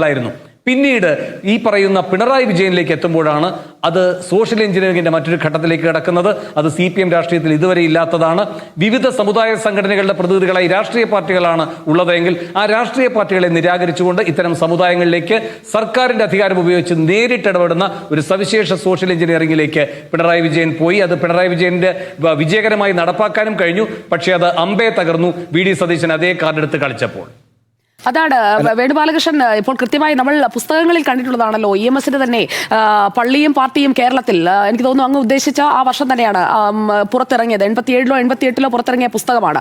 അപ്പോൾ അതിൽ തന്നെ കൃത്യമായി കേരളത്തിലെ രാഷ്ട്രീയത്തിൽ ഓരോരുത്തരും ചെലുത്തുന്ന സ്വാധീനം, സാമുദായിക സംഘടനകളുടെ സ്വാധീനം, അതൊക്കെ അന്ന് മുതൽ തന്നെ ചർച്ചയിലുള്ളതാണ്. അനിൽ സാർ, ഇപ്പോൾ ഈ സമുദായ സംഘടനകളുടെ സ്വാധീനം അതിന് മറികടന്നുകൊണ്ട് എങ്ങനെ പോകാൻ സാധിക്കും? കാരണം തെരഞ്ഞെടുപ്പാകുമ്പോൾ അത് ഏത് മുന്നണിയായാലും LDF ആകട്ടെ, UDF ആകട്ടെ, NDA ആകട്ടെ, എല്ലാവരും എല്ലാ സമുദായ നേതാക്കളെയും പോയി കാണുന്നതാണ് നമ്മൾ കാണുന്നത്. ഇപ്പോൾ പാണക്കാട്ടേക്ക് എന്തുകൊണ്ടാണ് കോൺഗ്രസിന്റെ മുഖ്യമന്ത്രിയെ തീരുമാനിക്കുന്നതിനായി വിളിക്കുന്നത്? അത് അവരെ ഘടകകക്ഷിയായി ചേർത്ത് നിർത്തുന്നതുകൊണ്ട് അവരുടെ അഭിപ്രായം പ്രധാനമാണ് എന്നതുകൊണ്ടാണ്. S. വിജയകുമാർ, ഇവിടെ ഇപ്പോൾ ഈ ആനുപാതികമായിട്ടാണോ വിതരണം എന്ന് ചോദിച്ചാൽ ജനസംഖ്യാനുപാതികമായുള്ള വിതരണം ഏത് മന്ത്രിസഭയുടെ കാലത്താണ് നടന്നിട്ടുള്ളത്? ലക്ഷ്മി പത്മ ഇക്കുറി എന്തോ പുതുതായി സംഭവിച്ചു എന്ന മട്ടിൽ അത് അവതരിപ്പിക്കുന്നതൊക്കെയാണ്.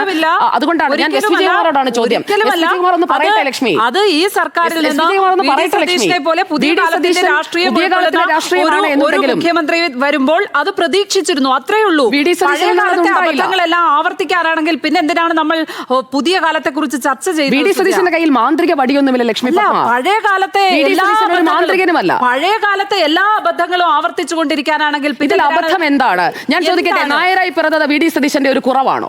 അങ്ങനെയല്ല. സവർണ്ണ ക്രൈസ്തവനായി പിറന്നത് സണ്ണി ജോസഫിന്റെ കുറവാണോ? ഞാൻ അങ്ങനെ കരുതുന്നില്ല. പേഴ്സണൽ ജനസംഖ്യാനുപാതികമായ ഇത് പറയും. ലക്ഷ്മി, അതിനകത്ത് ഞാൻ ചോദിക്കണത്, നമ്മൾ LDFന്റെ കാലഘട്ട സമയത്ത് ഇങ്ങനെ ഒരു ചർച്ച ഉണ്ടാവാറില്ല. UDF വരുമ്പോൾ മാത്രം എന്താ ഈ സാമുദായിക ചർച്ചകൾ വരുന്നത്? LDF വരുമ്പോൾ നമ്മൾ ശൈല ടീച്ചറുണ്ടോ, P രാജീവ് ഉണ്ടോ, ഇങ്ങനെയുള്ള ചർച്ചകൾ നമ്മൾ വ്യക്തിപരമായ നല്ല പൊളിറ്റിക്കൽ ലീഡേഴ്സിനെ പറ്റി ചർച്ച ഇടുമ്പോൾ സമരത്തിന് ശേഷം അത് ഞാൻ പറഞ്ഞു, അത് LDF ഗവൺമെന്റ് വരുമ്പോൾ ഈ ചർച്ചകളില്ല, UDF ഗവൺമെന്റ് വരുമ്പോൾ ചർച്ചകളുണ്ട്. എല്ലാ സമുദായ ആൾക്കാരുകളും ശക്തികൾ ഏറ്റവും കൂടുതൽ സ്വാധീനിക്കുന്നത് UDFനെയാണ്. ഞാൻ പറഞ്ഞു. അപ്പൊ അതിന് വഴങ്ങിക്കൊടുക്കുന്നുള്ളതുകൊണ്ടാണല്ലോ അതുകൊണ്ടാണ് അത് ചരിത്രപരമായ ആ വഴങ്ങിക്കൊടുക്കൽ ആവർത്തിക്കുന്നു. അതിനെതിരെയല്ലേ സംസാരിക്കേണ്ടത്? ഞാൻ UDFന്റെ പൊതുവായ സ്വഭാവം അതാണ്.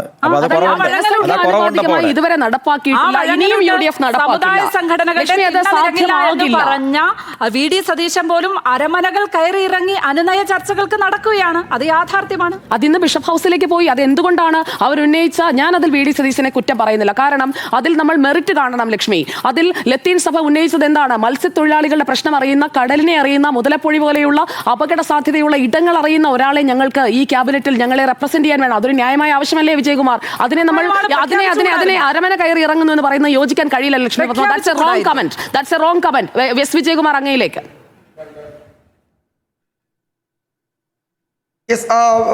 സുജയ, ഇതിൽ ഈ ലത്തീൻ സഭയുടെ ഈ എന്താണ് ആശങ്ക എന്ന് പറയുന്നത്, അത് വേറൊരു തരത്തിൽ രാഷ്ട്രീയമായ ആശങ്ക തന്നെയാണ്. അതിൽ M വിൻസെന്റിനെയോ TJ വിനോദിനെയോ ലക്ഷ്യം വെച്ച് അവർ നടത്തുന്ന ഒരു ബാർഗെയിനിങ് മാത്രമാണ്. ആ സമുദായത്തിലുള്ളവർക്ക് മാത്രമേ മത്സ്യത്തൊഴിലാളികളുടെ പ്രശ്നങ്ങൾ അറിയൂ എന്ന് നമ്മൾ കരുതണോ? കേരളത്തിൽ ഒരു മന്ത്രി ആ സമുദായത്തിൽ നിന്നുണ്ടെങ്കിൽ മാത്രമേ ആ സമുദായത്തിന്റെ പ്രശ്നങ്ങൾ പരിഹരിക്കൂ എന്നുണ്ടോ? കേരളത്തിലെ തീരമേഖലയിൽ, അതായത് നമ്മൾ തിരുവനന്തപുരം തൊട്ടെടുത്താൽ അങ്ങ് കൊല്ലം, ആലപ്പുഴ, എറണാകുളം ഉൾപ്പെടെ, അല്ലെങ്കിൽ തൃശ്ശൂർ, അങ്ങ് കോഴിക്കോട് പോവാണല്ലോ. അപ്പം തീരമേഖലയിലെ പ്രശ്നങ്ങൾ അറിയാവുന്ന ആളുകൾ തന്നെയാണ് ഇവിടുത്തെ ജനപ്രതിനിധികൾ, അല്ലേ?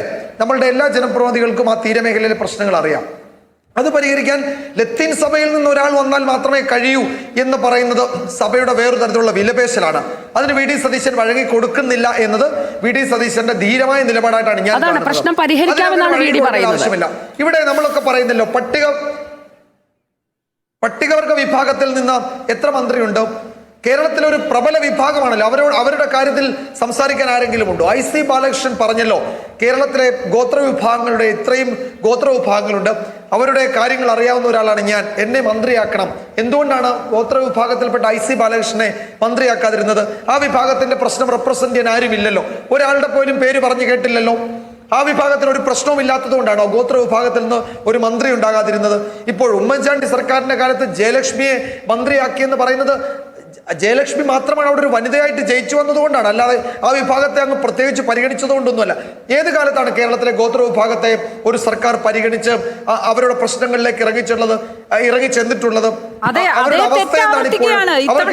കേന്ദ്ര സംസ്ഥാന ഫണ്ടുകൾ ഒരു പട്ടികവർഗ വിഭാഗ മന്ത്രി ഇത്തവണയുമില്ല. അതാ പറയുന്നത്, സമുദായങ്ങളെ കൃത്യമായി റെപ്രസെന്റ് ചെയ്തിട്ടില്ല എന്നുള്ളതാണ്. അവിടെയാണ് സാമൂഹ്യ നീതി ഇല്ല എന്ന് പറയുന്നത്.